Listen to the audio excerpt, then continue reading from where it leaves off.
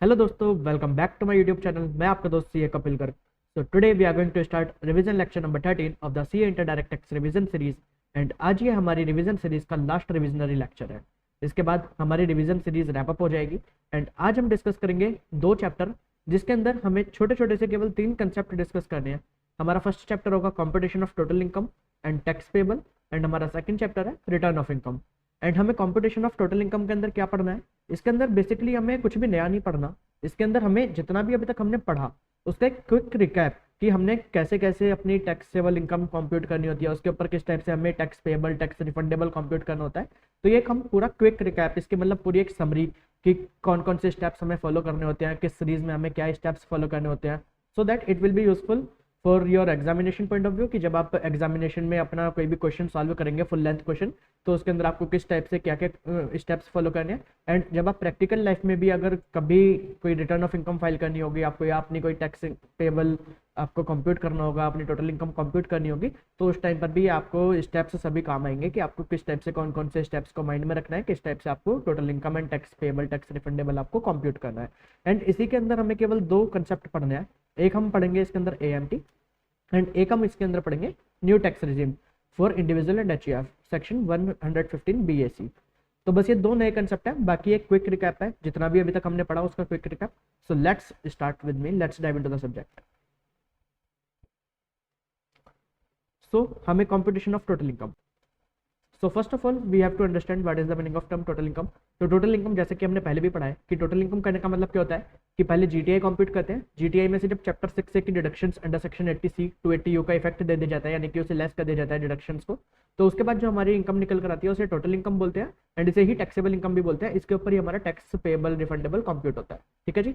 And gross total income करने का मतलब क्या होता है कि जो हमारे डिफरेंट 5 हेड्स ऑफ इनकम है, उस 5 हेड्स की इनकम में मतलब as per the relevant head, मतलब उस पर्टिकुलर हेड के अंदर जो भी एग्जाम्पशन डिडक्शन अलाउ करी गई है उस सबको इफेक्ट देने के बाद अपने उन 5 हेड्स की इनकम को कंप्यूट करिए, उनका सबका एग्रीगेट कर लीजिए। अब अगर आपके ऊपर क्लबिंग के प्रोविजन से अप्लाई होते हैं तो क्लबिंग को प्रोविजंस को अप्लाई कर दीजिए, उसके बाद set of and carry forward के प्रोविजन से अप्लाई कर दीजिए। एंड ये सब कुछ करने के बाद जब आपकी इनकम निकल कर आती है उसे बोला जाता है gross total income. And gross total income में से जब चैप्टर 6 की डिडक्शंस को आप लेस कर देते हैं तो उसे बोला जाता है टोटल इनकम और taxable income. Income to be considered while computing total income of the individual. तो इंडिविजुअल्स की टोटल इनकम कंप्यूट करते टाइम पर हमें कौन कौन सी इनकम्स को कंसीडर करना होता है? तो जितना भी इंडिविजुअल अपनी पर्सनल कैपेसिटी में कमाता है from the all the 5 heads of income, यानी कि वो salary, house property, PGBP, capital gain या इनकम फ्रॉम अदर सोर्सेज, इन 5 हेड्स के अंदर जितने भी इनकम आएगा वो सारी उसकी पर्सनल इनकम का पार्ट बनकर यहाँ पे टोटल इनकम का पार्ट बन जाएंगी। As a partner of firm, अगर कोई इंडिविजुअल किसी फर्म के अंदर पार्टनर है तो उससे पार्टनरशिप फर्म से मिलने वाली salary, bonus, interest on capital and loan, तो ये जितना कुछ भी फर्म को जितने एक्सटेंट तक अलाउ हो जाता है वो यहाँ पर इंडिविजुअल के हैंड्स में टैक्सेबल हो जाएगा एज इनकम फ्रॉम बिजनेस। ठीक है। बट जितना भी उसे प्रॉफिट मिलेगा, शेयर ऑफ प्रॉफिट मिलेगा from the profits of the firm, तो ये यहाँ पर इनकम टैक्सेबल नहीं होती in the hands of the individual, ये एग्जेम्प्ट इनकम होती है in the hands of the individual. ठीक है। As a member of HUF, जो भी शेयर ऑफ इनकम मिलता है HUF को वो एग्जेम्प्ट होता है in the hands of the member. But income from impartible estate of the HUF is taxable in the hands of the holder of the estate who is the eldest member of HUF। तो HUF की जितनी भी इम्पार्टिएबल state है तो उससे होने वाली जो भी इनकम होगी वो Elder member of the HUF के हैंड्स के अंदर टैक्सेबल हो जाएगी। And income from the self acquired property converted into joint family property, यानी कि अगर कोई मेंबर ने खुद से कोई प्रॉपर्टी एक्वायर करी है एंड अब वो उसे कन्वर्ट कर देता है HUF की प्रॉपर्टी में, तो वो जो कन्वर्जन करता है HUF की प्रॉपर्टी में, उस प्रॉपर्टी से होने वाली भी जो इनकम है वो भी मेंबर्स के हैंड्स में ही टैक्सेबल होगी। ठीक है। Income of the other person includable in the income of the individual. तो अदर पर्सन की इनकम जब इंडिविजुअल के हाथ में इंक्लूड हो जाती है तो ये क्लबिंग के प्रोविजंस जैसे हमने पढ़े थे, अगर कोई ट्रांसफर अपनी इनकम को ट्रांसफर कर देता है विदाउट ट्रांसफरिंग एसेट्स, तो अगर बिना एसेट को ट्रांसफर करें इनकम को ट्रांसफर कर दिया जाता है तो वो ट्रांसफरी की इनकम भी ट्रांसफर के हाथ में ही टैक्सेबल हो जाती है। Income arising to transferee from a revocable transfer of an asset, अगर कोई रिवोकेबल ट्रांसफर कर देता है एसेट का तो अब उससे जो होने वाली इनकम है तो वो ट्रांसफरी के हाथ में टैक्सेबल नहीं होगी, रादर वो भी ट्रांसफर के हाथ में ही टैक्सेबल हो जाएगी। Income of spouse as mentioned in section 64(1) clause 2 and 4। तो अगर हमने पढ़ा था कि अगर कोई स्पाउस को हम अपनी एसेट्स वगैरह ट्रांसफर कर देते हैं विदाउट कंसिडरेशन ऑफ इनएडिक्वेट कंसिडरेशन, तो उससे होने वाली जो इनकम होगी वो स्पाउस के हैंड्स में टैक्सेबल नहीं होगी, रादर वो जिस ट्रांसफर के हैंड्स में ही टैक्सेबल हो जाएगी। Income from the assets transfer otherwise than for adequate consideration to any person for the benefit of spouse. अगर आप डायरेक्टली स्पाउस को ट्रांसफर नहीं करते बट किसी और पर्सन को ट्रांसफर कर देते हैं for the benefit of the spouse, तो वो भी इनकम आपके ही हैंड्स में टैक्सेबल हो जाएगी। Income from the assets transfer otherwise than for adequate consideration to son's wife. तो अगर आप अपनी सन्स वाइफ को ट्रांसफर कर देते हैं या सन्स वाइफ के बेनिफिट के लिए किसी और पर्सन को ट्रांसफर कर देते हैं तो उससे होने वाली इनकम भी आपके हैंड्स में टैक्सेबल हो जाएगी। And income of the minor child, अगर माइनर चाइल्ड को इनकम अर्न करता है तो उसकी भी इनकम आपके हैंड्स में क्लब करके टैक्स कर दी जाएगी। Computation of total income and tax liability of the individuals. तो अब टोटल इनकम कंप्यूट करने के लिए कौन कौन से स्टेप्स हमें फॉलो करने होते हैं। Step 1, determination of residential status of the assessee. So first of all we have to check कि whether the assessee is resident और नॉन रेजिडेंट। एंड अगर वो इंडिविजुअल और एचयूएफ है तो उसके अंदर हमें चेक करना होता है कि रेजिडेंट के अंदर भी वो आरओआर है या आरएनओआर है। और ये हमें क्यों चेक करना होता है, क्योंकि इसी के बेसिस पे हमारा डिटरमाइन होता है scope of the total income. अगर कोई रेजिडेंट बट ऑर्डिनरी रेजिडेंट होता है उसके लिए स्कोप ऑफ टोटल इनकम अलग है, उसके लिए वर्ल्ड वाइड इनकम टैक्सेबल होती है। आरएनओआर के लिए स्कोप ऑफ टोटल इनकम अलग है एंड एनआर के लिए स्कोप ऑफ टोटल इनकम अलग है। तो एनआर के लिए कौन सी इनकम टैक्सेबल होती है, केवल वही इनकम टैक्सेबल होती है जो वो इंडिया के अंदर डीम टू एग्री और राइज इन इंडिया होती है। ठीक है जी, तो ये हमें रेजिडेंशियल स्टेटस डिटरमाइन करना होता है। एंड ये हमने डिस्कस करा था अपने रिवीजन लेक्चर नंबर 2 के अंदर जब हमने रेजिडेंशियल स्टेटस का चैप्टर इन डेप्थ रिवाइज करा था। तो अगर आपको यहाँ पे कोई भी प्रॉब्लम आ रही है तो आप रेस्पेक्टिव रिविजनरी वीडियोस को रेफर कर सकते हैं। अभी ड्यू टू टाइम कंस्ट्रेंट मैं यहाँ पर आपको सभी दोबारा से नहीं बताऊंगा, मैं केवल यहाँ पर आपको एक क्विक रिकैप दे रहा हूँ। Classification of income under the different heads. तो इनकम टैक्स के अंदर डिफरेंट 5 हेड्स हैं। Income from salary, income from house property, income from PGBP, income from capital gain and income from other sources. तो respective हमें जितनी भी हमारी total income होती है वो हमें अलग अलग सेपरेट हेड्स के अंदर क्लासीफाई करनी होती है। एंड फिर उस पर्टिकुलर हेड्स के जितने भी हमारे प्रोविजंस होते हैं, एग्जाम्पशन, डिडक्शन, कौन सी इनकम टैक्सेबल होगी, कौन सी इनकम टैक्सेबल नहीं होगी, वो सभी प्रोविजंस अप्लाई करके हमें रेस्पेक्टिव हेड्स के अंदर इनकम को डिटरमाइन करना होता है। Computation of income under each head. तो हमें वही हर हेड के हिसाब से जो भी उसके प्रोविजन है पर्टिकुलर हेड के, तो उसके हिसाब से हमें इनकम कंप्यूट करनी होती है अंडर ईच हेड। उसके बाद अगर क्लबिंग के प्रोविजन से अप्लाई होते हैं तो हमें क्लबिंग करनी होती है। किसी और पर्सन की इनकम अगर हमारे में क्लब हो रही होती है या हमारी इनकम किसी और के हैंड्स में क्लब हो रही होती है तो वो क्लबिंग के प्रोविजन को इफेक्ट देना होता है। उसके बाद हमें set of and carry forward of losses करना होता है। अगर हमारे कोई लॉसेज हैं उन्हें हम सेट ऑफ कर सकते हैं ड्यूरिंग द ईयर तो हमें सेट ऑफ करने होते हैं, अदरवाइज हम उसे कैरी फॉरवर्ड कर सकते हैं। एंड उसके अंदर इंटर हेड, इंट्रा हेड, ये सब एडजस्टमेंट मैंने आपको बताई थी। ये भी अगर आपको याद नहीं आ रहा तो आप रेस्पेक्टिव वीडियो को रेफर कर सकते हैं। इसके बाद हमारी निकल कर आती है जीटीआई, ग्रॉस टोटल इनकम। ठीक है जी, ग्रॉस टोटल इनकम में से फिर हमें डिडक्शन अलाउ करनी होती है अंडर चैप्टर 6 से। तो चैप्टर 6 के अंदर हमने डिडक्शन कौन कौन सी पढ़ी थी, 80C, 80D, 80E, 80QQB, 80RRB। तो ये सभी डिडक्शन हमने पढ़े थे। तो ये सभी डिडक्शन का इफेक्ट देने के बाद उसके बाद हमारी निकल कर आती है यहाँ पर टोटल इनकम। ठीक है, एंड फिर इस टोटल इनकम के ऊपर, इसे ही हम टैक्सेबल इनकम भी बोलते हैं, इसके ऊपर जो भी हमारी एप्लीकेबल रेट्स ऑफ टैक्स होते हैं, इंडिविजुअल के लिए अलग रेट्स होते हैं, स्लैब रेट्स, फर्म के लिए अलग, कंपनी के लिए अलग, एओपी, बीओआई। तो ये जो भी मतलब जो भी एसएससी है उस पर रेस्पेक्टिव टैक्स रेट्स उसकी टोटल इनकम के ऊपर अप्लाई करके यहाँ पर उसका टैक्स पेबल और रिफंडेबल मतलब टैक्स लायबिलिटी यहाँ पे कंप्यूट कर ली जाती है उसकी। एंड उसके बाद यहाँ पर अगर 87A का रिबेट मिलता है तो 87A का रिबेट अलाउ करा जाता है। एंड अगर किसी पर्सन के ऊपर सरचार्ज एप्लीकेबल होता है तो उस पर सरचार्ज लगाया जाता है, रिबेट अंडर सेक्शन 87A और सरचार्ज एज द केस में भी। ठीक है, फिर ये सब करने के बाद हेल्थ एंड एजुकेशन सेस हमें इसके ऊपर ऐड करना होता है। तो ये सभी स्टेप्स हैं कि आपको किस टाइप से पूरी टैक्स कंप्यूट करना है। तो ये सारा स्टेप्स हमें केवल पढ़ने हैं। तो उसके बाद हेल्थ एंड एजुकेशन सेस उस पर लगाया जाता है 4% के रेट से। ठीक, एंड ये सब होने के बाद अब यहाँ पर हमारा एक प्रोविजन आता है अल्टरनेट मिनिमम टैक्स, AMT। तो अब ये AMT क्या बोलता है। अब कुछ एसएससीज जो चैप्टर 6 की हेडिंग C के अंदर जो प्रॉफिट लिंक्ड या इन्वेस्टमेंट लिंक्ड हमारी कुछ डिडक्शंस होती हैं तो वो उसे क्लेम कर लेते हैं। तो यहाँ पर वो क्या होता है, वो या तो नो टैक्स एंटिटी बन जाते हैं या तो वो मार्जिनल टैक्स पे कर रहे होते हैं केवल। तो बट यहाँ पे गवर्नमेंट को रिक्वायरमेंट है टैक्स कलेक्ट करने की for the purpose of development of infrastructure. मतलब गवर्नमेंट को तो जब टैक्स आएगा तभी तो वो लोगों के हित में उसे यूज़ कर पाएंगे ना। तो अब यहाँ पर गवर्नमेंट ने in order to ensure payment of reasonable tax by such zero tax paying marginal tax paying entities the concept of alternate minimum tax has been introduced in the income tax act 1961। तो यहाँ पर बोला गया कि आप जो zero tax पे कर रहे हैं तो ये जीरो टैक्स से तो काम नहीं चलेगा क्योंकि गवर्नमेंट को टैक्स चाहिए। तो इसके लिए उन्होंने बोला कि आपको एक ऑल्टरनेट टैक्स तो पे करना ही होगा। तो अब यहाँ पर क्या प्रोविजन है, any person other than a company. Company क्यों नहीं, क्योंकि कंपनी के ऊपर मैट के प्रोविजन लगते हैं। जैसे यहाँ पर AMT है, ऐसी कंपनी के लिए लगता है मैट। तो other than company who has claim deduction under any section other than section 80P। तो 80P को छोड़कर इंक्लूडेड इन चैप्टर 6 से under the heading C deduction in respect of certain income और अंडर सेक्शन 10AA और invest link deduction under section 35AD। तो 35AD के अंदर हमने पढ़ा था स्पेसिफाइड बिजनेस। तो अगर कोई स्पेसिफाइड बिजनेस करता है तो उसे 100% डिडक्शन मिल जाती है। तो अगर कोई चैप्टर 6 की हेडिंग C की डिडक्शन क्लेम करता है या 10AA की डिडक्शन क्लेम करता है या 35AD को क्लेम करता है तो उस केस में उस पर AMT एप्लीकेबल होगा। ठीक है, the provision of AMT would however not be applicable to an individual और HUF, AOP, BOI whether incorporated और not if the adjusted total income of such person does not exceed 20 lakh. तो यहाँ पर AMT के provision से apply नहीं होंगे अगर एडजस्टेड टोटल इनकम 20 लाख रुपए से ज्यादा की नहीं है, ठीक है। एंड यहाँ पे एडजस्टेड टोटल इनकम करने का मतलब क्या है वो अभी हम आगे पढ़ेंगे। Further the provision of AMT would also not apply in case of an individual और HUF opting for concessional rates of tax under section 115 BSE and cooperative society under section 115 BAD। तो अगर कोई इंडिविजुअल HUF 115 BSE को opt कर लेता है या cooperative society 115 BAD को ऑप्ट कर लेती है तो इस केस में भी यहाँ पर AMT के प्रोविजन से अप्लाई नहीं होंगे उस पर्टिकुलर इंडिविजुअल HUF या कोऑपरेटिव सोसाइटी के ऊपर। अब यहाँ पर AMT किस टाइप से लगता है तो हमें पहले कंप्यूट करना होता है। मैं आपको सिंपल अभी मैं यहाँ पे ये टेक्स्ट पढ़कर नहीं सुना रहा, मैं आपको बताता हूँ। तो फॉर एग्जांपल यहाँ पर एक इंडिविजुअल है तो हम उसके लिए क्या करेंगे, एंड इंडिविजुअल भी कौन सा है जो चैप्टर 6A की हेडिंग C की डिडक्शन क्लेम कर रहा है या 10AA की डिडक्शन क्लेम कर रहा है या फिर 35AD की डिडक्शन क्लेम कर रहा है। तो इस केस में हम पहले उसकी नॉर्मल इनकम टैक्स प्रोविजंस के हिसाब से यहाँ पे टैक्स पेबल उसका कंप्यूट करेंगे, ठीक है। तो उसका पहले यहाँ पे टैक्स पेबल कंप्यूट करेंगे, उस पर जो भी सरचार्ज लगना है या जो भी उसके ऊपर हेल्थ एंड एजुकेशन सेस लगना है वो सब कुछ लगाने के बाद हम यहाँ पर पहले उसका टैक्स पेबल कंप्यूट करेंगे as per the normal provisions of the act. तो लेट सपोज वो यहाँ पर इसका निकल कर आता है 1 लाख रुपए। उसके बाद हम इसकी यहाँ पर एक एडजस्टेड टोटल इनकम निकालेंगे। एडजस्टेड टोटल इनकम क्या होता है वो भी मैं आपको बताऊंगा। एंड एडजस्टेड टोटल इनकम के ऊपर इंडिविजुअल एंड HUF के केस में 18.5%, ठीक है। तो एडजस्टेड टोटल इनकम निकालेंगे और उसका 18.5% निकालेंगे तो इसे हम बोलते हैं यहाँ पे AMT। तो हम उसका यहाँ पे AMT कंप्यूट करेंगे। तो लेट सपोज ये निकल कर आता है 1,50,000। तो अब इन दोनों का विच एवर इज हायर तो अभी उसे वो टैक्स पे करना होगा ड्यूरिंग द असेसमेंट ईयर। तो 1 लाख और 1,50,000 विच एवर इज हायर तो 1,50,000 रुपीज का उसे टैक्स पे करना होगा।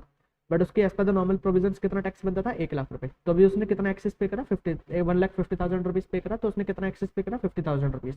तो अभी जो 50,000 एक्सेस है तो वो इसे यूज कर सकता है एज AMT क्रेडिट। तो वो इसे AMT क्रेडिट बन जाएगा इसका एंड इसे फ्यूचर में यूज कर सकता है। कब, लेट सपोज कि अगर in the next previous year in the subsequent assessment year अब उसका income tax payable as per the normal provisions तो बनता है 1,50,000 रुपीज बट उसका AMT निकलता है यहाँ पर 1 लाख रुपीज। तो अब उसे क्या करना होगा इस केस में तो उसे 1 लाख रुपए तो पे करना होगा अपना टैक्स। एंड अब जो उसको यहाँ पर विच एवर इज हायर पे करना होगा यानी कि 1,50,000 तो 1 लाख तो उसे एक्चुअली पे करना होगा। एंड जो बाकी उसका 50,000 बचा तो ये 50,000 पे करने के लिए वो ये जो उसका पहला AMT क्रेडिट आ रहा था वो इस AMT क्रेडिट को यूज कर सकता है अपना 50,000 पे करने के लिए। यानी कि वो 1 लाख रुपीज तो पे कर दे इन कैश एंड 50,000 रुपीज को वो पे कर सकता है AMT क्रेडिट से, ठीक है। तो AMT क्रेडिट कब यूज कर सकते हैं कि जब tax payable under the normal provisions of the income tax act is higher than the AMT। Only in that circumstances जो AMT से ऊपर वाला अमाउंट है उसके लिए हम AMT क्रेडिट को यूज कर सकते हैं। तो ये आपको समझ आ गया। अब मैं आपको एक बार टेक्स्ट पढ़ा देता हूँ टेक्स्ट क्या बोलता है।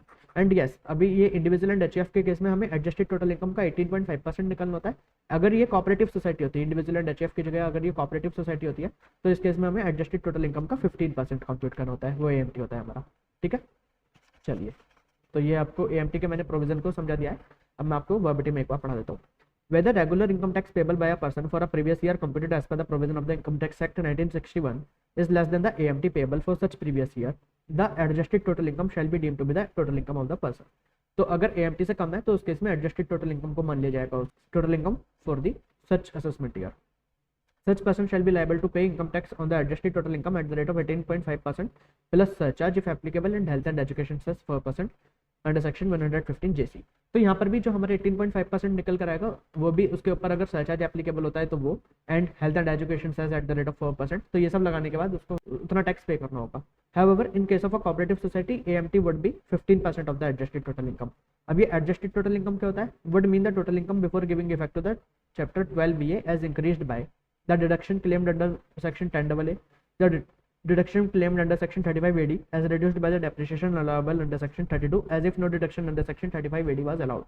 तो अब यहाँ पर कहने का मतलब क्या है कि अगर आपने लेट सपोज आपने 1 लाख रुपए का 35AD के अंदर डिडक्शन क्लेम करा, ठीक है, तो जो आपकी टोटल इनकम आ रही होगी as per the normal provisions of income tax act उसके अंदर ये 1 लाख रुपए ऐड कर दिया जाएगा। एंड इसमें से क्या लेस कर दिया जाएगा कि जितना आपको डेप्रिसिएशन अलाउेबल था कि अगर आपने 35AD नहीं लिया होता तो आपको कितना डेप्रिसिएशन मिल जाता। तो लेट सपोज यहाँ पर आपको 20,000 रुपीज का डेप्रिसिएशन मिल जाता एंड आपकी normal provisions of income tax के हिसाब से यहाँ पे आपकी टोटल इनकम निकल कर आई है 2 लाख रुपए। तो अब इसमें क्या होगा कि 2 लाख रुपए के अंदर पहले आपका 1 लाख रुपए जो आपने 35 AD क्लेम करा वो आपका प्लस कर दिया जाएगा, एंड इसमें से जो आपको डेप्रिसिएशन अलाउेबल था अगर आपने 35 AD नहीं लिया होता तो वो आपका लेस कर दिया जाएगा। तो अब यहाँ पर आपकी total income, adjusted total income क्या निकल कर आएगी, 2,80,000 रुपीज़। ठीक है, तो आपको एडजस्टेड टोटल इनकम निकालने के लिए किस किस चीज़ का इफेक्ट देना होता है, पहले तो जो भी अगर आपने कोई भी डिडक्शन लिया अंडर सेक्शन 10AA तो आप उसे अपने नॉर्मल प्रोविजंस के अंदर जो टोटल इनकम आपकी निकल कर आई उसके अंदर उसे ऐड कर दीजिए। आपने जो डिडक्शन लिया 35 AD की उसे ऐड कर दीजिए, बट जो आपका डेप्रिसिएशन अलाउेबल है अगर आपने 35 AD नहीं लिया तो उसे लेस कर दीजिए। And deduction under any section included in chapter 6 से अंडर द हेडिंग सी, तो आपने जो चैप्टर 6 है की हेडिंग सी के अंदर जो भी हमें प्रॉफिट बेस्ड डिडक्शंस बताई गई हैं, तो अगर आप उन डिडक्शंस को आपने क्लेम करा है तो उसे भी ऐड कर दीजिए। ठीक है, तो ये हमारी निकल कर आती है एडजस्टेड टोटल इनकम। अब tax credit of AMT, tax credit is the excess of AMT जैसे कि paid over the regular income tax payable. तो हमने एएमटी पे करा था 1,50,000 रुपीज़ और रेगुलर इनकम टैक्स पेबल करना था हमारा 1 लाख रुपीज़, तो इसका डिफरेंस 50,000 रुपीज़ हमारा होता है ये tax credit. Such tax credit shall be carried forward and set off against the income tax payable in the later year to the extent of excess of regular income tax payable under the provision of the act over the AMT. तो यहाँ पर हमारा subsequent year के अंदर EMT हमारा आ रहा था 1 lakh rupees and regular income tax payable आ रहा था 1,50,000 रुपीज़। तो अब इस केस में जो 1 लाख रुपीज़ से ऊपर वाला 50,000 रुपीज़ है इसे पे करने के लिए यहाँ पर हम टैक्स क्रेडिट को यूज़ कर सकते हैं। ठीक है, एंड अगर ये टैक्स क्रेडिट हमारा यूज़ नहीं होता तो हमें कितने साल तक हम इसे कैरी फॉरवर्ड कर सकते हैं, तो हम इसे मैक्सिमम पीरियड ऑफ 15 ईयर्स तक कैरी फॉरवर्ड कर सकते हैं। Tax credit allowable even if the adjusted total income does not exceed 20 lakh in the year of set of. तो अगर मान लीजिए सब्सिक्वेंट ईयर के अंदर आपकी एडजस्टेड टोटल इनकम 20 लाख रुपए से ज़्यादा की नहीं है, या आपने उस सब्सिक्वेंट ईयर के अंदर ये कोई सेक्शन 10AA या 35AD या चैप्टर 6 की हेडिंग सी की डिडक्शंस क्लेम नहीं करी, स्टिल आप यहाँ पर भी टैक्स क्रेडिट को यूज़ कर सकते हैं। ठीक है, चलिए अब ये एएमटी का प्रोविजन हो गया, तो एएमटी आपको समझ आ गया। अब इसके बाद हमारा नेक्स्ट सेक्शन है, नेक्स्ट प्रोविजन है 115 BSE। तो जो हमें न्यू टैक्स रिजीम मिलती है इंडिविजुअल और एचईएफ को, हमें कोऑपरेटिव सोसाइटी की न्यू टैक्स रिजीम, कंपनीज की न्यू टैक्स रिजीम, ये सब हमें इंटरमीडिएट लेवल पर नहीं पढ़नी है, ये सभी हमें फाइनल लेवल पर डिस्कस करनी है। इंटरमीडिएट लेवल पर केवल इंडिविजुअल एंड एचईएफ को जो न्यू टैक्स रिजीम मिली है अंडर सेक्शन 115 BSE वो हमें डिस्कस करना है। तो सेक्शन 115 BSE केवल अप्लाई होता है इंडिविजुअल एंड एचईएफ के ऊपर। Individual and HUF have an option to pay tax in respect of their total income other than the income chargeable to tax at special rates under chapter 12।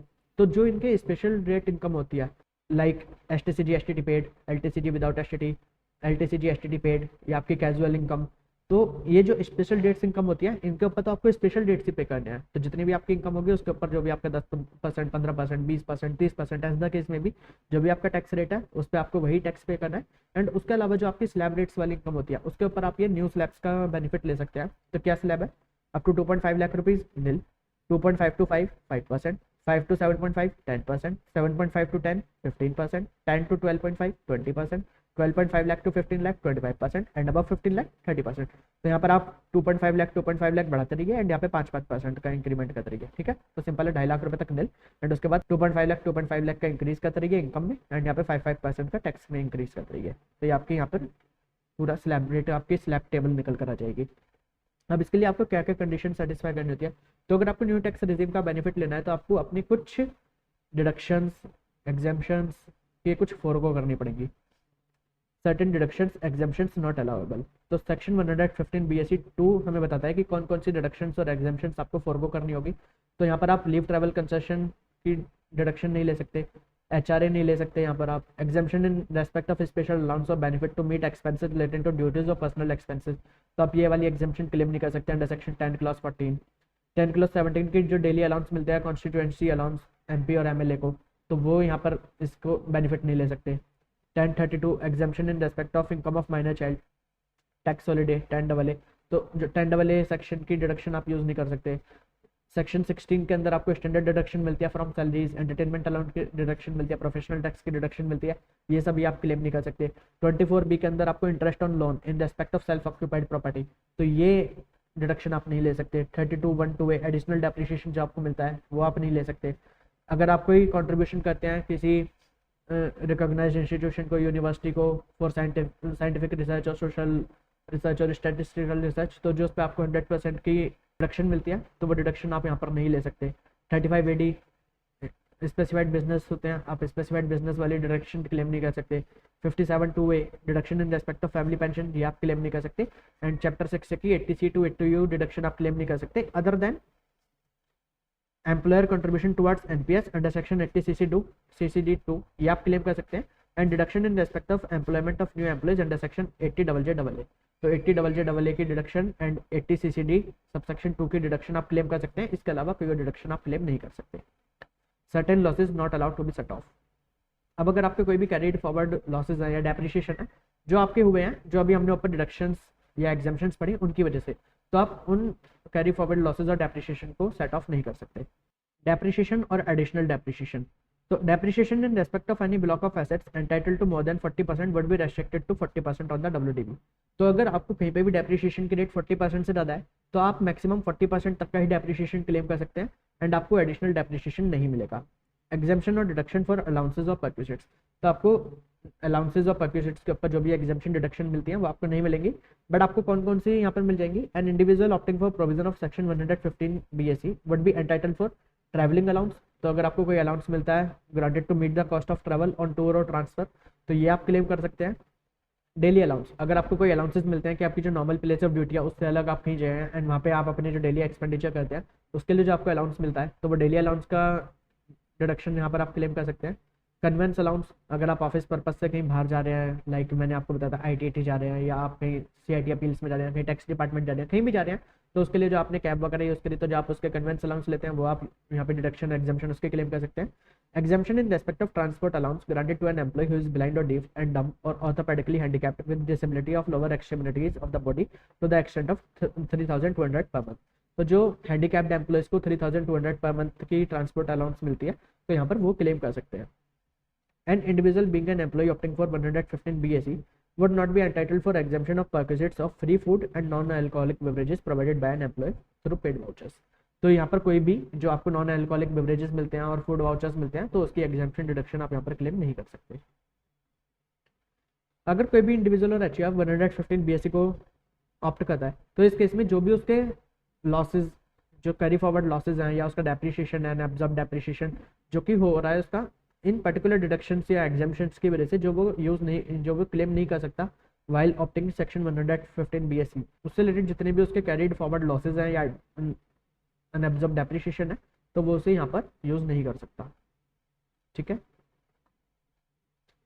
Time limit for exercise of option, तो ये option हमें कब तक exercise करना होता है। In case of an individual और HUF having no income from business और प्रोफेशन, अगर कोई इंडिविजुअल और HUF है जिसके बिजनेस और प्रोफेशन से कोई इनकम नहीं है तो उसे कब तक एक्सरसाइज करना होगा। Option has to be exercise along with the return of income to be furnished under section 139 subsection 1 for a previous year relevant to the assessment year.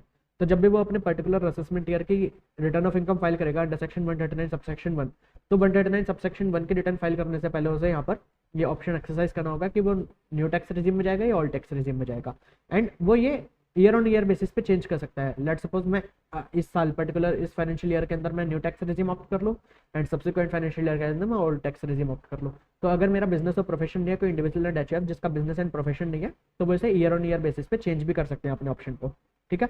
But अगर कोई इंडिविजुअल एंड HUF है जो business और profession करते हैं तो उन्हें भी कब तक एक्सरसाइज करना है, उन्हें भी 139 सबसेक्शन 1 के अंदर रिटर्न ऑफ इनकम फाइल करने से पहले एक्सरसाइज करना है। बट अगर उन्होंने एक बार ये ऑप्शन एक्सरसाइज कर लिया 115 BAC का, तो फिर वो उसे सब्सिक्वेंट ईयर में चेंज नहीं कर सकते, फिर उन्हें हमेशा अपनी पूरी लाइफ टाइम 115 BAC के अंदर ही रहना होगा, उन्हें न्यू टैक्स रेजिम ही ऑप्ट करनी होगी। एंड अगर वो कभी भी 115 BAC से बाहर आ जाते हैं तो फिर वो लाइफ टाइम दोबारा कभी 115 BAC को ऑप्ट नहीं कर सकते। Option can be withdrawn only once where it is exercised by the individual और HUF। The individual or HUF shall never be eligible to exercise option under this section except where such individual or HUF cease to have any business or income, in which case option under 1 above shall be available।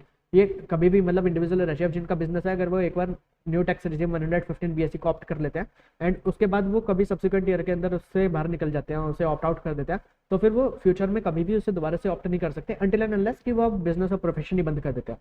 अगर वो business और profession बंद कर देंगे तो वो category number 1 में आ जाएंगे कि इंडिविजुअल और HUF हैविंग नो बिजनेस और प्रोफेशन, तो उस केस में वो ईयर ऑन ईयर बेसिस पे अपना चेक कर सकते हैं कि उन्हें न्यू टैक्स रेजिम में जाना है या ओल्ड टैक्स रेजिम में जाना है। Consequences for failure to satisfy conditions mentioned in section 115 BAC 2, तो जो 115 BAC 2 के अंदर लिखा था कि आप कौन कौन सी डिडक्शंस एग्जाम्पशंस नहीं ले सकते, अगर आप किसी भी कंडीशन को वायलेट करते हैं तो उस केस में क्या होगा अगर in case of an individual और HUF having no income from business और प्रोफेशन, अगर कोई इंडिविजुअल और एचयूएफ है जिसका बिजनेस और प्रोफेशन से इनकम नहीं है एंड वो जिस पर्टिकुलर ईयर के अंदर कंडीशन को वायलेट करेगा, कंडीशन को सेटिस्फाई नहीं करेगा, तो उस पर्टिकुलर ईयर के लिए उसे मान लिया जाएगा कि उसने न्यू टैक्स रिजीम को ऑप्ट नहीं करा एंड उसे ओल्ड टैक्स रिजीम के अंदर भेज दिया जाएगा। The option exercise will be invalid in respect of the assessment year relevant of the previous year and उसे ओल्ड टैक्स रिजीम के हिसाब से इनकम टैक्स पे करना होगा।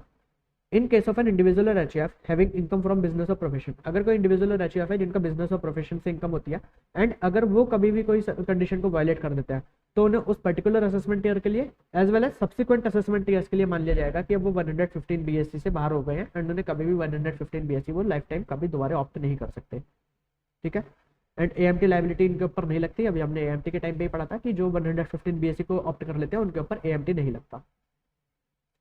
एंड 115 बीएससी के अंदर जो आपके टैक्स रेट्स दिए गए हैं 5%, 10%, 15%, 20%, 25%, 30%, वो उस स्लैब के हिसाब से आपकी टैक्स कंप्यूट होगा एंड उसके ऊपर भी आपके सरचार्ज जैसा कि नॉर्मल टैक्स प्रोविजंस के अंदर लगते हैं 50 लाख से ऊपर पे, 1 करोड़ से ऊपर पे, 2 करोड़ से ऊपर पे, एंड आपका हेल्थ एंड एजुकेशन सेस वो इस सब के ऊपर भी मतलब न्यू टैक्स रिजीम के अंदर भी आपके ऊपर अप्लाई होगा। एंड अगर कोई employee intending to opt for concessional rate under section 115 BSE is required to intimate the deductor being the employer, अगर कोई एम्प्लॉय को 115 BSE लेना है तो उसे डिडक्टर को यानी कि अपने एम्प्लॉयर को इस बारे में बताना होगा कि मैं 115 BSE ऑप्ट कर रहा हूँ।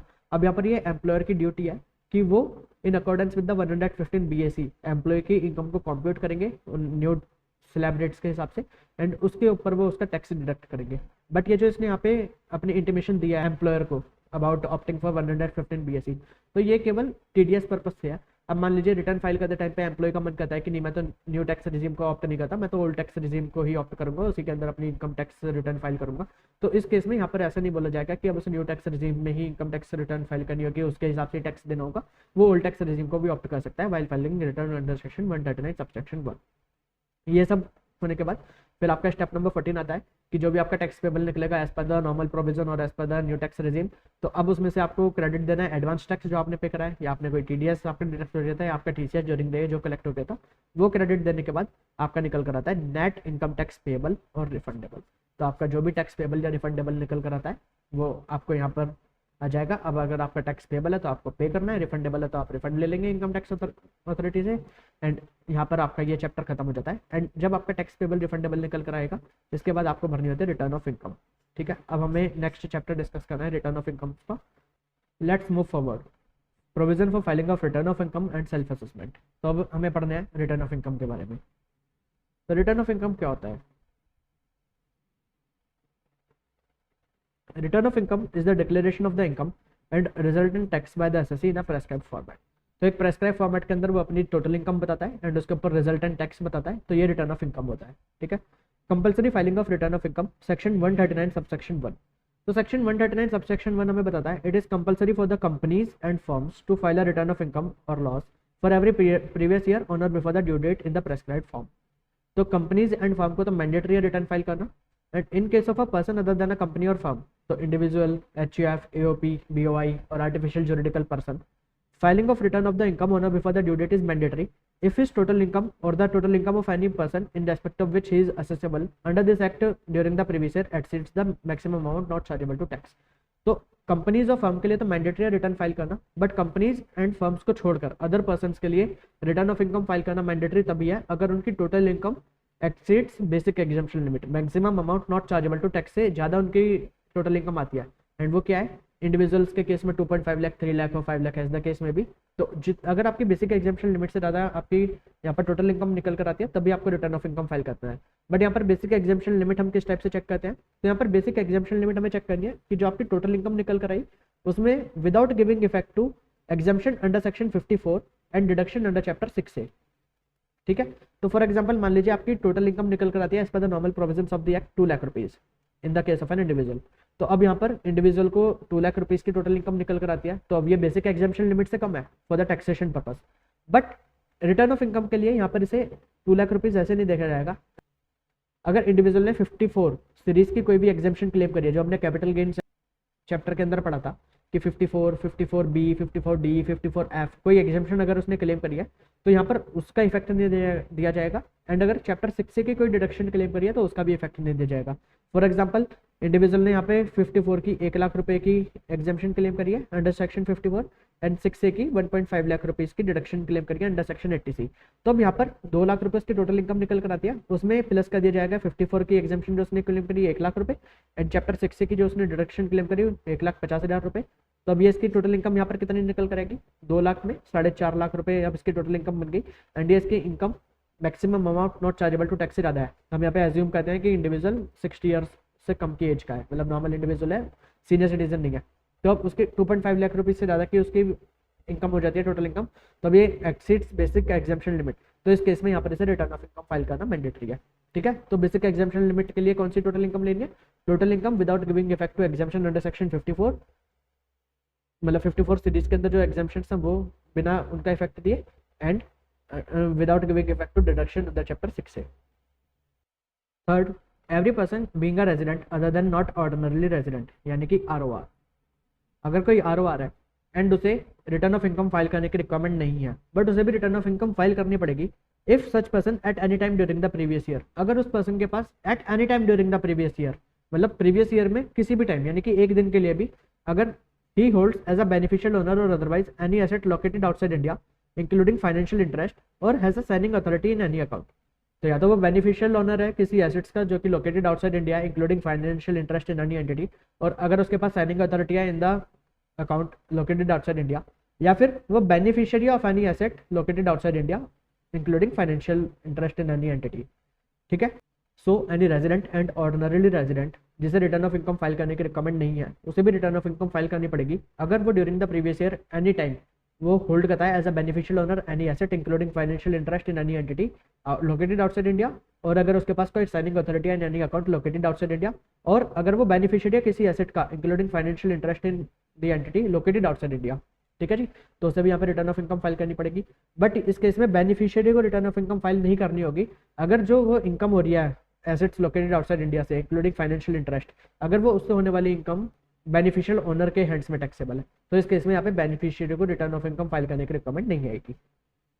ठीक है, बेनिफिशियल ओनर कहने का मतलब क्या है, individual who has provided directly or indirectly consideration for the asset for the immediate or future benefit of himself or any other person. तो जिसने कंसिडरेशन दिया किसी एसेट को एक्वायर करने के लिए जिससे फ्यूचर में या अभी बेनिफिट होगा उसे खुद को या किसी और पर्सन को। बेनिफिशियरी कौन होता है, an individual who derives benefit, यानी कि उसे बेनिफिट मिल रहा है बट उसका कंसिडरेशन उसने पे नहीं करा, कंसिडरेशन किसी और ने पे करा है। Who derives benefit, consideration for such asset has been provided by any person other than such beneficiary.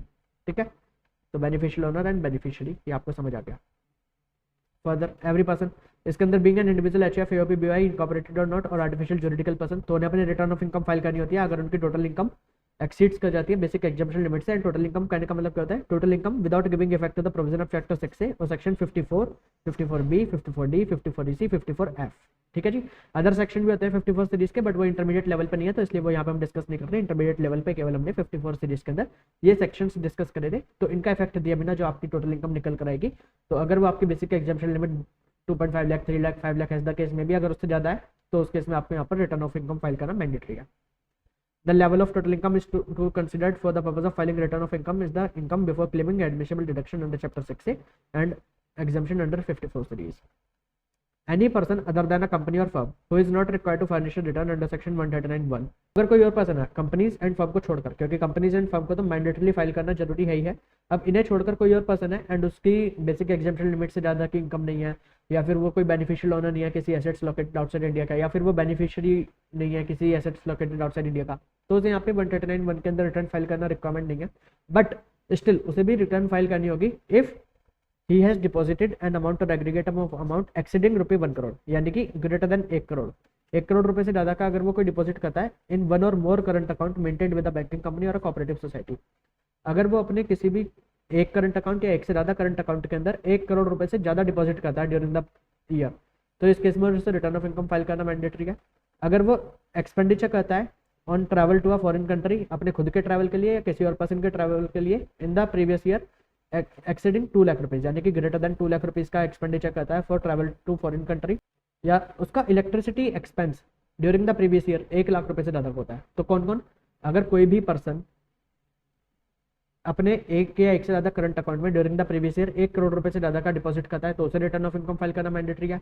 अगर कोई भी पर्सन फॉरेन ट्रैवल के ऊपर खर्चा करता है 2 लाख रुपए से ज़्यादा का अपने खुद के लिए किसी और पर्सन के लिए ड्यूरिंग द प्रीवियस ईयर, तो उसे भी रिटर्न फाइल करना मैंडेटरी है।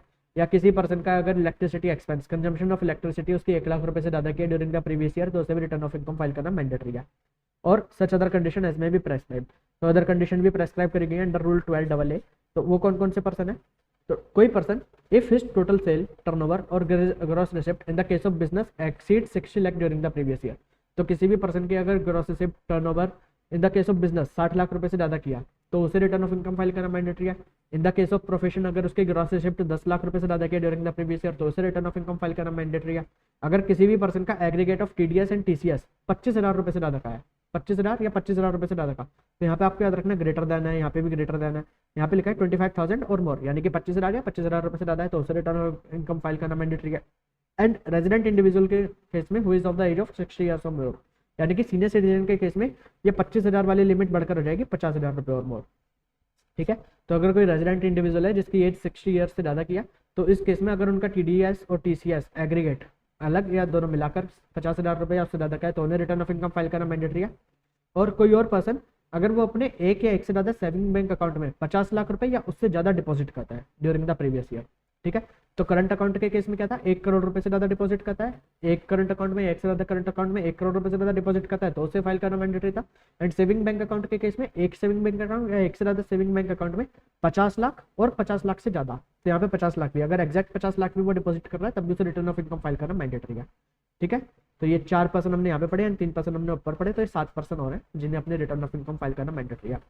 एंड यहाँ पे ड्यू डेट करने का मतलब क्या है, तो due date 31 October of the assessment year in case of a company or a person whose accounts are required to be audited under the Income Tax Act or any other law for the time being in force, or partner of a firm whose accounts are required to be audited। ठीक है, तो 31 अक्टूबर तक किस किस को करनी होती है, कंपनी को या किसी पर्सन को जिसको ऑडिट करवाना मैंडेटरी है, या तो इनकम टैक्स एक्ट के अंदर या किसी और लॉ के अंदर, या अगर फर्म है तो फर्म के केस में उसके जो पार्टनर है, अगर कोई फर्म है जिसे ऑडिट करवाना मैंडेटरी है तो उस फर्म के पार्टनर्स को भी 31 अक्टूबर तक अपने रिटर्न ऑफ इनकम फाइल करना मैंडेटरी है। 30 नवंबर अगर ट्रांसफर प्राइसिंग के प्रोविजन से अप्लाई होते हैं तो 30 नवंबर ट्रांसफर प्राइसिंग हम फाइनल लेवल पर डिस्कस करेंगे। 31 July of the assessment year in case of any other person, अगर कोई ऑडिट पार्टी नहीं है या कंपनी नहीं है या ट्रांसफर प्राइसिंग एप्लीकेबल नहीं होता तो उन केस में, यानी कि कोई सिंपल इंडिविजुअल है लाइक सैलरीड इंडिविजुअल है, तो उस केस में उसे 31 July of the assessment year तक अपनी रिटर्न ऑफ इनकम फाइल करना मैंडेटरी है अंडर सेक्शन 139 सबसेक्शन 1। ठीक है, interest for default in furnishing of return of income section 234A। तो 234A के अंदर इंटरेस्ट लगता है अगर कोई पर्सन अपने रिटर्न ऑफ इनकम टाइम पे फाइल नहीं करता या फाइल ही नहीं करता, तो interest under section 234A is expected for failure to file return of income on और before the due date specified under section 139 subsection 1। Simple interest at the rate of 1% पर मंथ और part of the month is payable for a period commencing from the date immediately following the due date and ending on the following dates. तो अगर कोई 139 की due date से पहले अपनी return of income file नहीं करता तो उसके केस में 1% पर मंथ और पार्ट ऑफ द मंथ के रेट से इंटरेस्ट लगेगा अंडर सेक्शन 234A। एंड कब से कब तक लगेगा, तो अगर मान लीजिए उसने अपनी रिटर्न ऑफ इनकम 139 तक फाइल नहीं करी बट बाद में फाइल करी, तो उस केस में जो उसकी लेट सपोज कोई सैलरीड इंडिविजुअल है तो उसे 31 जुलाई तक यहाँ पे रिटर्न ऑफ इनकम फाइल करनी थी, तो इसके नेक्स्ट डे यानी कि 1 अगस्त से जिस दिन भी वो रिटर्न ऑफ इनकम अपनी फाइल करता है उस दिन तक 1% पर मंथ और पार्ट ऑफ द मंथ के रेट से, और अगर वो रिटर्न ऑफ इनकम फाइल ही नहीं करता तो 31 जुलाई से नेक्स्ट डे यानी कि 1 अगस्त से जिस भी दिन उसका असेसमेंट कंप्लीट होता है, date of completion of assessment, उस दिन तक उस पर इंटरेस्ट लगेगा एट द रेट ऑफ 1% पर मंथ और part of the month under section 234A। ठीक है, तो ये इंटरेस्ट हमें किस अमाउंट के ऊपर कंप्यूट करना है, तो अगर आपकी इनकम डिटरमाइन करी गई है अंडर सेक्शन 143 सबसेक्शन 1, तो उस केस में जितने भी इनकम डिटरमाइन करी गई है 143(1) के अंदर उस इनकम के ऊपर आपको 34A का इंटरेस्ट कंप्यूट करना है एट द रेट ऑफ 1% पर मंथ और part of the month. And अगर आपका रेगुलर असेसमेंट हुआ है, रेगुलर असेसमेंट के अंदर आपकी इनकम डिटरमाइन करी गई है, उस इनकम के ऊपर आपको interest under section 234A compute करना है एट द रेट ऑफ 1% पर मंथ और part of the month after giving effect to advance tax paid, tax deducted, tax collected or relief under section 89 and AMT credit. So for example 143(1) के अंदर आपका tax determine होता है 5 lakh rupees, तो यहाँ पर आपको किस किस का इफेक्ट देना है, तो जो आपने during the year advance tax पे कर दिया था, या ड्यूरिंग द ईयर जो आपका TDS डिडक्ट कर लिया गया था, या आपसे TCS कलेक्ट कर लिया गया था, या 89 का कोई रिलीफ है, या फिर आपका जो AMT क्रेडिट है, तो वो सब यहाँ पर इफेक्ट देने के बाद जो आपका नेट टैक्स पेबल निकलेगा उसके ऊपर आपको एट द रेट ऑफ 1% पर मंथ और पार्ट ऑफ द मंथ के रेट से इंटरेस्ट कंप्यूट करना होगा under section 234A। And tax total income as determined under 143(1) would not include additional income tax if any payable under 140B, ये अभी हम आगे पढ़ेंगे क्या है। And tax on total income determined under regular assessment would not include the additional income tax payable under section 140B। तो अब इसके अंदर जो आपने एडिशनल इनकम टैक्स पे करा है वो यहाँ पर इंक्लूड नहीं करा जाएगा।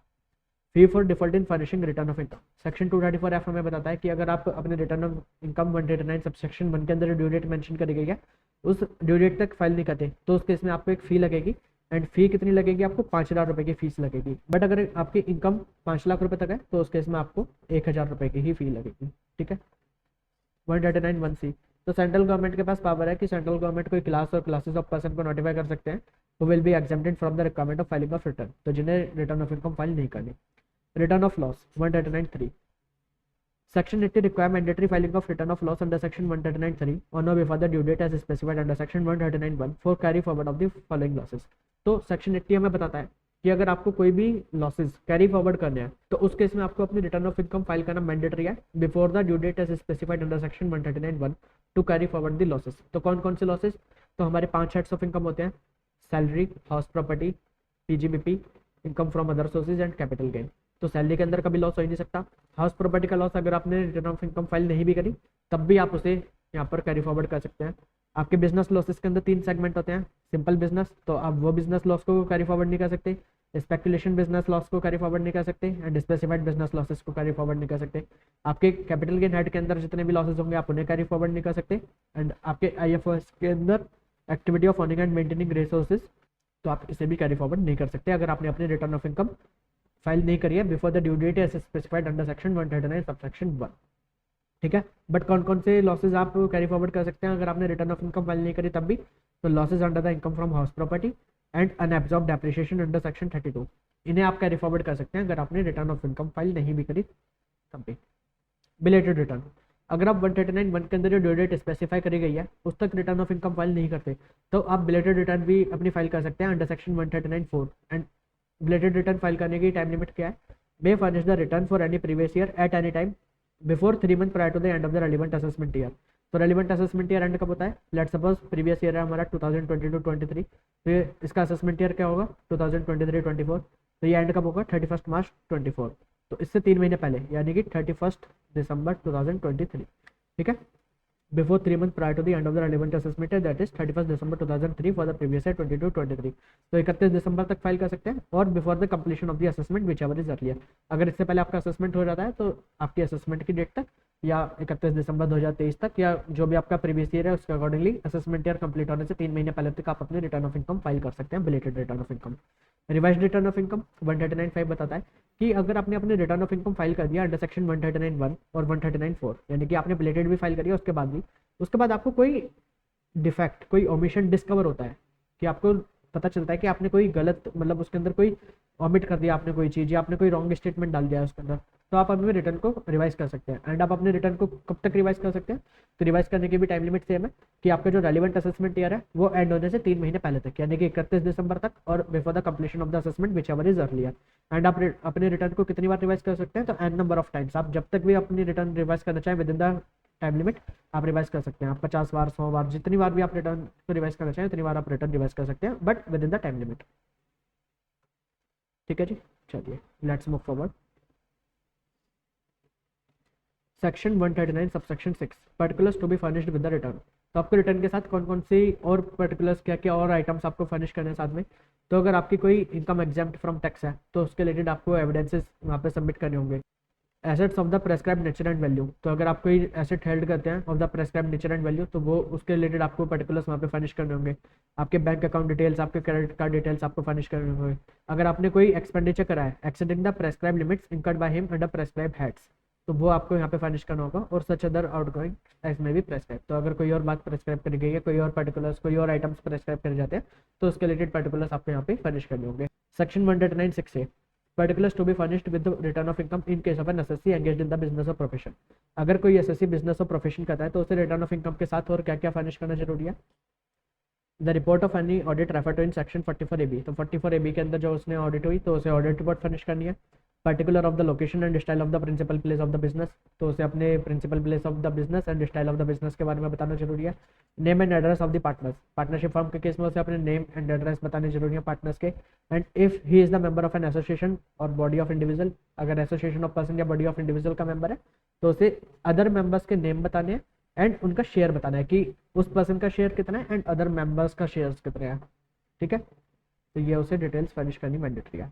Option to file updated return of income 139(8)(a), ये आपका एग्जामिनेशन पॉइंट ऑफ व्यू से बहुत इंपॉर्टेंट कंसेप्ट है, इसे आप अच्छी तरीके से समझ लीजिए। तो यहाँ पर एक नया प्रोविजन डाला गया है अपडेटेड रिटर्न का।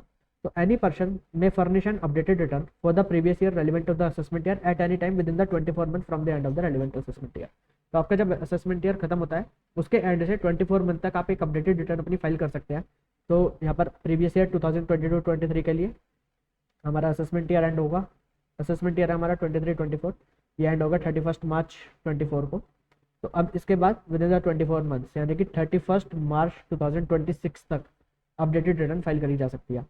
अब ये अपडेटेड रिटर्न फाइल करी जा सकती है irrespective of the fact weather person ने कोई अपनी रिटर्न अंडर सेक्शन 139(1), 139(4), 139(5) पहले कभी फाइल करी है या नहीं करी। अगर उसने पहले कभी फाइल करी तब भी वो अपडेटेड रिटर्न दे सकता है एंड अगर उसने पहले कभी फाइल नहीं करी तब भी वो अपडेटेड रिटर्न आज दे सकता है। ठीक है, non applicability of the provision of updated return, but updated return किस किस केस में नहीं दी जा सकती। अगर अपडेटेड रिटर्न एक लॉस की रिटर्न है, तो अगर लॉस रिटर्न है तो वो आप यहाँ पर अपडेटेड रिटर्न नहीं भर सकते, तो आप अपडेटेड रिटर्न फाइल नहीं कर सकते। अगर जो आपने 139(1), 139(4) के अंदर जो अपनी इनकम डिक्लेयर करी थी, अगर आप इनकम को डिक्रीज करना चाहते हैं, decreasing the total tax liability, आप अपनी इनकम को टैक्स लायबिलिटी को डिक्रीज करना चाहते हैं bye the way of updated return, तो यहाँ पर आप अपडेटेड रिटर्न फाइल नहीं कर सकते। और अगर आप अपडेटेड रिटर्न के थ्रू अपने या तो रिफंड को बढ़ाना चाहते हैं या आपके पास पहले रिफंड नहीं था अभी आप रिफंड लेना चाहते हैं, तो यहाँ पर आप अपडेटेड रिटर्न फाइल नहीं कर सकते। तो किस किस केस में लॉस रिटर्न फाइल नहीं कर सकते, decreasing the total tax liability तब आप अपडेटेड रिटर्न फाइल नहीं कर सकते, रिजल्ट इन रिफंड और इंक्रीज इन द रिफंड, तो यहाँ पर आप अपडेटेड रिटर्न फाइल नहीं कर सकते। Circumstances in which updated return can not B furnished, अब अपडेटेड रिटर्न और कब कब फर्निश नहीं कर सकते, तो अगर आपने पर्टिकुलर असेसमेंट ईयर के लिए एक बार अपडेटेड रिटर्न फाइल कर दिया तो आप दोबारा अपडेटेड रिटर्न उस पर्टिकुलर असेसमेंट ईयर के लिए फर्निश नहीं कर सकते। For example for assessment year 2023-24 मैंने अपडेटेड रिटर्न एक दे दी, अब मुझे बाद में दोबारा एक अपडेटेड रिटर्न देनी है तो मैं दूसरी अपडेटेड रिटर्न नहीं दे सकता, केवल एक ही बार अपडेटेड रिटर्न हम फर्निश कर सकते हैं। अगर आपकी कोई असेसमेंट, रीअसेसमेंट, रिकम्पिटिशन और रिवीजन प्रोसीडिंग्स पेंडिंग है या आपकी कंप्लीट हो चुकी है for the relevant assessment year, for example मुझे 2022-23 के लिए अपडेटेड रिटर्न देनी है बट इसकी मेरी कोई असेसमेंट, रीअसेसमेंट है तो पेंडिंग है या वो पहले कंप्लीट हो चुकी है, तो मैं यहाँ पे अपडेटेड रिटर्न नहीं दे सकता। और is a person belong to such class of person as may be notified by the CBDT, या अगर सीबीडीटी कोई पर्सन को नोटिफाई करती है तो वो यहाँ पर अपडेटेड रिटर्न नहीं दे सकते। Updated return can be filed if the original return is a loss return and updated return is a return of income. तो अगर मान लीजिए आपकी ओरिजिनल रिटर्न 139(1) के अंदर आपने दिखाया था आपका 1 लाख रुपए का लॉस, बट अभी आप यहाँ पे अपडेटेड रिटर्न के थ्रू यहाँ पे दिखाना चाहते हैं 2 लाख रुपए का प्रॉफिट, तो आप ये रिटर्न फाइल कर सकते हैं। बट वैसा वर्षा केस कि आपने पहले 2 लाख रुपए की प्रॉफिट दिखाया था एंड अभी आप 1 लाख रुपए का लॉस दिखाना चाहते हैं bye the way of updated return, तो आप ये अलाउ नहीं है, बट ये अलाउ है। ठीक है, updated return to be furnished for the subsequent previous year in case for above. अब मान लीजिए अगर आपने किसी साल की, किसी असेसमेंट ईयर की अपडेटेड रिटर्न फाइल करी जिसमें आपने पहले लॉस दिखाया था बट अभी आप इनकम दिखा रहे हैं, तो इसकी वजह से आपके जो कैरी फॉरवर्ड लॉसेस थे तो अभी वो सब भी चेंजेस हो रहेंगे, आपके डेप्रिसिएशन में चेंजेस हो रहेंगे, carry forward depreciation, carry forward losses, तो उन सबका इफेक्ट देने के लिए आपको सब्सिक्वेंट ईयर्स की भी अपडेटेड रिटर्न फाइल करना जरूरी है। ठीक है, defective return under section 139 subsection 9, AO has the power to call upon the assessee to rectify a defective return. अगर कोई डिफेक्टिव रिटर्न असेसिंग ऑफिसर को लगता है तो वो असेसी को बुला सकता है कि भैया आप अपनी डिफेक्टिव रिटर्न को ठीक कर दीजिए। Assessing officer may intimate the defect to the assessee and give him an opportunity to rectify the defect within a period of 15 days from the date of such intimation. तो assessing officer पहले defect को देखेगा and वो उस defect को assessee को intimate करेगा and उसे 15 दिन का टाइम पीरियड देगा कि आप 15 दिन के अंदर अंदर इस डिफेक्ट को रेक्टिफाई कर दीजिए। एंड अगर असेसिंग ऑफिसर की मर्जी है, असेसिंग ऑफिसर की डिस्क्रिशन है कि वो चाहे तो उस 15 दिन के टाइम पीरियड को 15 दिन से ज़्यादा भी बढ़ा सकता है। Assessing officer has the discretion to extend the time period of beyond 15 days on or application made by the assessee. अगर assessee एक एप्लीकेशन देता है assessing officer को कि आप ये 15 दिन से ज़्यादा का टाइम दे दीजिए, तो assessing officer की डिस्क्रिशन है कि वो 15 दिन से ज़्यादा का टाइम भी अलाउ कर सकता है। If the defect is not rectified within the period of 15 days or such further extended period, the return would be treated as invalid return. अगर वो यहाँ पर assessee डिफेक्ट को रेक्टिफाई नहीं करता तो इस रिटर्न को इनवैलिड रिटर्न घोषित कर दिया जाएगा और इसे माना जाएगा जैसे कभी assessee ने रिटर्न फाइल ही नहीं करी। However, अगर असेसी 15 दिन के बाद और एक्सटेंडेड पीरियड जो भी उसे अलाउ करा गया था उसके बाद अपनी रिटर्न ऑफ इनकम को रेक्टिफाई कर देता है, डिफेक्टिव रिटर्न ऑफ इनकम को रेक्टिफाई कर देता है, but before assessment is made, यानी कि असेसमेंट स्टार्ट होने से पहले वो अपनी डिफेक्टिव रिटर्न को रेक्टिफाई कर देता है। एंड यहाँ पर अगर असेसिंग ऑफिसर चाहे तो वो जो डिले है उसे काउंट डाउन करके उसकी रेक्टिफाइड रिटर्न को मान सकता है कि ठीक है ये वैलिड रिटर्न है। ठीक है, the return of income shall be regarded as defective unless the following conditions are fulfilled. तो कब कब डिफेक्टिव रिटर्न मानी जाएगी, कोई रिटर्न डिफेक्टिव रिटर्न किन केसेस में मानी जा सकती है? Annexes statement and column in the return of income relating to computation of income chargeable under each head along with computation of gross total income and total income have been duly filed। तो आपको सभी column सभी statements file करने हैं जिस time पर आप return of income finish करते हैं, एंड साथ में computation of gross total income and total income आपको साथ में देना है। अगर आप ये नहीं देते तो आपकी इनकम को डिफेक्टिव रिटर्न मान लिया जाएगा। Return of income is accompanied by the following. आपके रिटर्न ऑफ इनकम के साथ ये स्टेटमेंट्स आपके साथ में आपको जमा कराने होते हैं। अगर आप ये जमा नहीं कराते तो आपके रिटर्न को डिफेक्टिव रिटर्न मान लिया जाएगा। तो क्या क्या? Statement showing the competition of the tax payable on the basis of the return. तो आपका टैक्स पेबल की कंपटीशन आपको साथ में देनी है। Report of the audit obtained under section 44AB। तो आपको audit report under section 44AB साथ में देनी है अगर आपके ऊपर ऑडिट हुआ है तो। Proof regarding the tax if any claim to have been deducted or collected at source and the advance tax and tax on self assessment if any claim to have been paid। तो अगर आपका कोई भी TDS deduct हुआ है या आपका कोई भी TDS कलेक्ट हुआ है तो उसके प्रूफ आपको साथ में देने हैं, या आपने कोई एडवांस टैक्स पे करा है, सेल्फ असेसमेंट टैक्स पे करा है तो उसके पेमेंट टैक्स पेमेंट के प्रूफ आपको साथ में देने हैं। बट लेट सपोज आपका कोई टैक्स डिडक्ट हुआ एंड डिडक्टर ने आपको सर्टिफिकेट इशू नहीं करा, तो इस केस में यहाँ पर आपने सर्टिफिकेट इशू नहीं करा तो आप कोई प्रूफ नहीं दे पाए साथ में, तो इस केस में आपको यहाँ पर आपके रिटर्न को डिफेक्टिव रिटर्न नहीं माना जाएगा। ठीक है, and the proof of payment of the tax as required under section 140B। तो अगर आपने 140B के अंदर कोई टैक्स पे करा है अलॉन्ग विद एडिशनल टैक्स तो आपको उसके प्रूफ ऑफ पेमेंट भी साथ में देना जरूरी है। अगर आप वो नहीं देते तो आपके रिटर्न को डिफेक्टिव रिटर्न मान लिया जाएगा। Where regular books of account are maintain by the assessee. अगर आप regular books of account maintain कर रहे हैं तो उसके इसमें manufacturing account, trading account, profit and loss account, income and expenditure account and balance sheet as the case में भी जो भी आपके ऊपर एप्लीकेबल होते हैं तो वो सब आपको साथ में देने जरूरी है। Personal account as detailed below. अगर आपका प्रोप्राइटरी बिजनेस है तो personal account of the proprietor.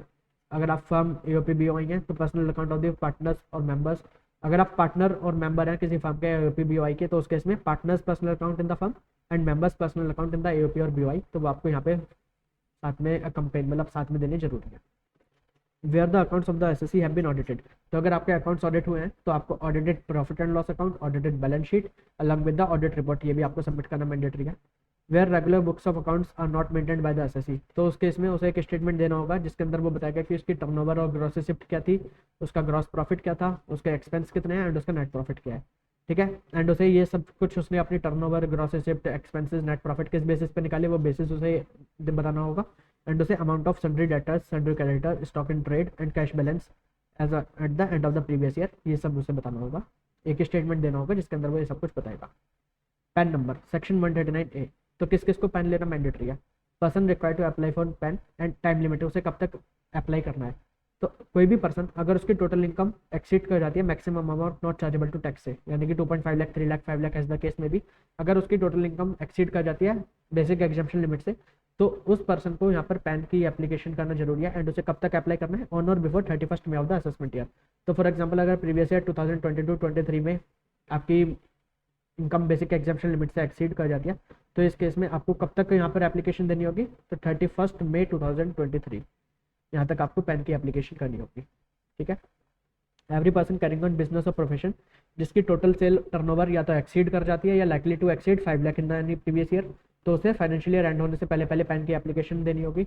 Every person being a resident other than individual. अगर इंडिविजुअल को छोड़कर कोई और रेजिडेंट पर्सन फाइनेंशियल ट्रांजेक्शन करता है of an amount aggregating to 2.5 lakh rupees or more in any financial year, तो इस केस में उसे ऑन और before 31 May of the immediately following financial year यहाँ पर पैन की एप्लीकेशन देनी होगी। And every person who is a MD, director, partner, trustee, author, founder, karta, CEO, principal officer or the office bearer of any person referred to in third above. तो मान लीजिए in case of a company, अगर कोई company कोई financial transaction कर रही है during the previous year 2.5 lakh rupees से ज़्यादा, तो अब उस कंपनी को भी यहाँ पे पैन के लिए अप्लाई करना मैंडेटरी है। एंड इसका जो MD या डायरेक्टर वगैरह है तो उसे भी यहाँ पे पैन के लिए अप्लाई करना मैंडेटरी है। ठीक है, ऑन और before 31 May of the immediately following financial year. PAN comprises of 10 alpha numeric numbers. तो उसमें फर्स्ट 5 ABCD ये आपके अल्फा नंबर होते हैं, अल्फाबेट नंबर होते हैं, फिर यहाँ पे आपके 4 न्यूमेरिक होते हैं, फिर लास्ट में एक अल्फाबेट होता है। तो ये आपका पैन का फॉर्मेट होता है ABCDE 1 2 3 4 E। Quoting of PAN is mandatory in all the document pertaining to the following prescribed transaction. तो आपको सभी रिटर्न्स में corresponding with the income tax authority, आप कोई भी इनकम टैक्स अथॉरिटी को रिप्लाई फाइल कर रहे हैं या कोई रिटर्न फाइल कर रहे हैं तो उसके अंदर आपको अपना पैन मेंशन करना मैंडेटरी है। कोई भी आप टैक्स की पेमेंट कर रहे हैं, कोई और चालान वगैरह बना रहे हैं तो उसमें भी आपको अपना पैन मेंशन करना मैंडेटरी है। साथ में अगर आप ये नेचर की ट्रांजेक्शन सेंटर करते हैं तो इसमें भी आपको पैन मेंशन करना मैंडेटरी है। तो कौन कौन सी ट्रांजेक्शन, अगर आप सेल और परचेस करते हैं किसी मोटर व्हीकल का अदर देन टू व्हीलर, तो इस केस में आपको सभी ट्रांजेक्शन के साथ अपना पैन देना जरूरी है। अगर आप कोई मोटर व्हीकल खरीदने जाते हैं तो अपना पैन आपको देना जरूरी है। अगर आप कोई अपना बैंक अकाउंट खुलवाने जाते हैं other than time deposit and basic saving bank deposit account, तो अगर आप कोई भी अपना बैंक अकाउंट खुलवाने जाते हैं with a banking company or a cooperative bank, तो उस केस में आपको अपना पैन देना मैंडेटरी है। अगर आप किसी बैंकिंग कंपनी को या कोऑपरेटिव बैंक को कोई एप्लीकेशन करते हैं for the issue of debit card और क्रेडिट कार्ड, तो उस एप्लीकेशन के साथ आपको अपना पैन देना मैंडेटरी है। अगर आप कोई अपना डीमेट अकाउंट खोलना है आपको तो आपको अपना पैन देना मैंडेटरी है। अगर आप किसी होटल और रेस्टोरेंट को पेमेंट करते हैं अगेंस्ट अ बिल और bills eight any one time payment in cash, याद रखना केवल कैश में पेमेंट करते हैं इन एक्सेस ऑफ ₹50,000, तो यहाँ पर आपको अपना पैन देना मैंडेटरी है। अगर आप पेमेंट करते हैं in connection with travel to any foreign country or payment for purchase of any foreign currency at any one time in cash, अगर आप 50,000 रुपये से ज़्यादा एक बार में दे रहे हैं तो इस केस में आपको अपना पैन देना जरूरी है। अगर आप म्यूचुअल फंड को पेमेंट करते हैं for the purchase of units 50,000 रुपये से ज़्यादा, अगर आप ये बैंक के थ्रू भी परचेज कर रहे हैं तब भी आपको अपना पैन देना है 50,000 रुपये से ज़्यादा पे। अगर आप किसी कंपनी को देते हैं फॉर एक्वायरिंग डिबेंचर और बॉन्ड्स, तो इस केस में भी अगर आप 50,000 रुपये से ज़्यादा पे कर रहे हैं बाय एनी मोड तो आपको अपना पैन देना है। अगर आप आरबीआई के बॉन्ड्स खरीदने के लिए पेमेंट करते हैं तो 50,000 रुपये से ज़्यादा के अगर आप बॉन्ड्स खरीदते हैं तो आपको पैन देना है। Deposit with the banking company और कोऑपरेटिव बैंक और पोस्ट ऑफिस, अगर आप किसी बैंकिंग कंपनी कोऑपरेटिव बैंक या पोस्ट ऑफिस के अंदर एक दिन में एक बार में 50,000 रुपये से ज़्यादा का कैश डिपॉजिट करते हैं तो आपको कैश डिपॉजिट के साथ अपना पैन देना मैंडेटरी है। अगर आप कोई बैंक ड्राफ्ट, पे ऑर्डर, बैंक का चेक वगैरह परचेस करते हैं 50,000 रुपये से ज़्यादा का एक बार में कैश में payment in cash of an amount exceeding 50,000 during any one day, तो उस केस में आपको अपना पैन देना मैंडेटरी है। अगर आप कोई टाइम डिपॉजिट करते हैं किसी बैंकिंग कंपनी में, किसी कोऑपरेटिव बैंक में या पोस्ट ऑफिस में या निधि कंपनी में या एनबीएफसी जो डिपॉजिट टेकिंग एनबीएफसी है, अगर उसके अंदर आप कोई टाइम डिपॉजिट करते हैं या तो 50,000 रुपये से ज़्यादा की या during the previous year aggregate मिलाकर 5 लाख रुपये से ज़्यादा की। फॉर एग्जांपल मान लीजिए आपने 25,000 रुपये की करी, फिर 25,000 रुपये की करी, तो आपने 25,000 रुपये की करके करी बट आपका एग्रीगेट 5 लाख रुपये से ज़्यादा रुपये हो जाता है तो उस केस में आपको अपना पैन देना मैंडेटरी है। ठीक है। Payment of life insurance premium, अगर आप कोई लाइफ इंश्योरेंस पॉलिसी ले रखे हैं उसके प्रीमियम की पेमेंट कर रहे हैं 50,000 रुपये से ज़्यादा वेदर इन कैश और एनी अदर मोड, तो आपको यहाँ पर अपना पैन देना मैंडेटरी है। कॉन्ट्रैक्ट फॉर सेल और purchase of securities other than listed shares, तो अगर आप कोई सेल और परचेज ऑफ सिक्योरिटीज करते हैं 1 लाख रुपये से ज़्यादा, 1 लाख रुपये पर ट्रांजेक्शन से ज़्यादा की, तो आपको अपना पैन देना है। अगर आप अनलिस्टेड शेयर्स की सेल परचेज करते हैं तो 1 लाख रुपये से ज़्यादा पर ट्रांजेक्शन, तो आपको अपना पैन देना है। और अगर आप कोई सेल और परचेज करते हैं किसी इमूवेबल प्रॉपर्टी की जिसकी कंसिडरेशन या स्टैम्प ड्यूटी वैल्यू दोनों में से कोई भी एक 10 लाख रुपये से ज़्यादा किया, फॉर एग्जांपल आपने कंसिडरेशन तो पे करा 9.5 लाख बट एचडीबी उसकी 10.5 लाख, तो इस केस में भी आपको यहाँ पर अपना पैन देना मैंडेटरी है। और अगर आप कोई और ट्रांजेक्शन करते हैं जो हमने ऊपर नहीं पढ़ी बट उसका अमाउंट एक्सीड करता है 2 लाख रुपये पर ट्रांजेक्शन, तब भी आपको पैन देना मैंडेटरी है। एंड अगर कोई माइनर है जिसके पास अपना पैन नहीं है एंड वो ऊपर लिखे हुए कोई भी ट्रांजेक्शन करता है, लाइक वो कोई इमूवेबल प्रॉपर्टी की सेल परचेस करता है, कोई motor vehicle other than two wheeler goods की सेल परचेस करता है, तो वो यहाँ पर अपने पेरेंट और गार्जियन का पैन भी मेंशन कर सकता है। ठीक है। Declaration bye a person not having pan, अगर कोई पर्सन है जिसके पास पैन नहीं है तो वो एक डिक्लेरेशन फाइल कर सकता है in the form number 60 giving therein the particular of such transaction इधर in the paper form or electronically. ठीक है जी। Non applicability of rule 114B, अब ये पैन देने वाली रूल किस किस के ऊपर नहीं लगता, तो central government, state government, councillor office के ऊपर ये रिकमेंड नहीं लगती। और the non resident refer to in 230 in respect of the transaction other than the transaction refer to in serial number this, ये आप एक बार रीड कर लेना, not relevant for your examination point of view, तो इनके ऊपर ये पैन देने की रिकमेंड नहीं लगती। Intimation of PAN to person deducting or collecting tax at source, तो जो भी डिडक्टी या कलेक्टी होता है तो उसे डिडक्टर और कलेक्टर को अपना पैन देना मैंडेटरी होता है। अगर वो पैन नहीं देता तो उस केस में उसका हायर रेट से टीडीएस डिडक्ट कर लिया जाता है या टीसीएस कलेक्ट कर लिया जाता है। Coating of pan in certain document, तो जो डिडक्टर होता है जो टैक्स डिडक्ट करता है तो उसे क्या क्या करना होता है, तो वो पहले टैक्स को डिडक्ट करता है, उसके बाद वो चालान बनाकर टैक्स को पे करता है सेंट्रल गवर्नमेंट को, फिर वो क्वार्टरली स्टेटमेंट देता है, वो डिडक्टी को एक सर्टिफिकेट इशू करता है एंड वो अपनी टीडीएस की रिटर्न फाइल करता है। तो वो ये चारों काम के अंदर उसे अपना पैन नंबर मेंशन करना मैंडेटरी है। तो अगर वो कोई स्टेटमेंट देता है अंडर सेक्शन 192(2)C तो उसे अपना उसके अंदर पैन नंबर मेंशन करना जरूरी है। सर्टिफिकेट इशू करता है डिडक्टी को तो पैन नंबर मेंशन करना है। रिटर्न प्रिपेयर करता है टीडीएस की या स्टेटमेंट अपना क्वार्टरली स्टेटमेंट फर्निश करता है टीडीएस का, तो उसे उस सब के अंदर अपना पैन नंबर मेंशन करना मैंडेटरी है। Same in the case of collector, अगर कोई कलेक्टर है तो वो पहले डिपॉजिट करने के लिए सेंट्रल फंड को टीसीएस डिपॉजिट करने के लिए चालान बनाता है, उसके अंदर भी उसे अपना पैन मेंशन करना है। वो क्वार्टरली स्टेटमेंट फाइल करता है, उसके अंदर भी उसे अपना पैन मेंशन करना है। वो एक सर्टिफिकेट इशू करता है तो द कलेक्टिव उसे उसके अंदर भी अपना पैन मेंशन करना है। एंड वो अपनी रिटर्न फाइल करता है टीसीएस की, उसके अंदर भी उसे अपना पैन मेंशन करना है। ठीक है, interchangeability of the pan with the Aadhaar number. अब पैन और आधार इसे इंटरचेंजेबली यूज करा जा सकता है। फॉर एग्जांपल कि अगर आपको कहीं पे अपना पैन देना है, जो अभी हमने ऊपर ट्रांजेक्शन पढ़े आपको अपना पैन देना होता है, तो आप पैन की जगह आप अपना आधार भी दे सकते हैं। कब? Every person who is required to furnish or intimate or quote his PAN may furnish or intimate or quote his Aadhaar number in lieu of the PAN if has not been allotted a PAN but possess the Aadhaar number. कि या तो किसी person के पास pan number नहीं है but Aadhaar number है, तो वो इस केस में अपना आधार नंबर दे सकता है। और अगर उसके पास पैन भी है एंड आधार भी है एंड वो दोनों आपस में लिंक है, पैन और आधार आपस में उसके लिंक हो चुके हैं as is mention under section 139(2)। तो अगर वो दोनों आपस में लिंक हो चुके हैं तो वो पैन की जगह पर अपना आधार भी दे सकता है। एंड अगर मान लीजिए किसी के पास पैन नहीं है बट वो अपना आधार दे देता है, तो जब वो आधार देगा तो उसे मान लिया जाएगा कि इसने पैन अलॉट होने के लिए अपनी एप्लीकेशन दी है एंड अब उससे बिना कोई और फीस लिए, बिना कोई और डॉक्यूमेंट लिए असेसिंग ऑफिसर की जिम्मेदारी बनेगी कि वो उसे पैन अलॉट कर देगा। Pan would be allotted in the prescribed manner to a person who has not been allotted a PAN but possesses a Aadhaar number shall be deemed to have applied for the allotment of PAN and he shall not be required to apply or submit any other document। ठीक है, तो यहाँ पर उसे assessing officer बिना कोई और document मांगे उससे उसे पैन अलॉट कर देंगे। Coating and authentication of pan और आधार नंबर। तो कोई भी पर्सन जो ये ट्रांजेक्शन के अंदर एंटर करता है तो ये उसकी ड्यूटी है कि उसे अपना पैन देना है एंड उसे ऑथेंटिकेट करना है। एंड अदर पर्सन जो भी ट्रांजेक्शन के अंदर एंटर करता है तो उसकी ड्यूटी है कि वो चेक करेगा कि उसने पैन दिया या नहीं दिया एंड साथ में उसे ऑथेंटिकेट करना है कि वो पैन उसी का है या नहीं। ठीक है जी, चलिए। Quoting of Aadhaar number section 139AA mandatory quoting of Aadhaar number. Every person who is eligible to obtain Aadhaar number is required to mandatory quote Aadhaar number in the application form for the allotment of PAN and in the return of income. तो कोई भी person जिसे आधार number लेना जरूरी है तो उसे साथ में अपना आधार नंबर मेंशन करना होगा जब वो पैन के लिए एप्लीकेशन कर रहा है एंड उसकी रिटर्न ऑफ इनकम के अंदर भी। ठीक है, coating of Aadhaar number mandatory in the return filed on और आफ्टर 1 अप्रैल 2019। तो 1 अप्रैल 2019 के बाद जितने भी रिटर्न ऑफ इनकम फाइल करी जाएंगे उसके अंदर आपको अपना आधार नंबर मेंशन करना मैंडेटरी है। Mandatory quoting of enrolment ID where person does not have Aadhaar number.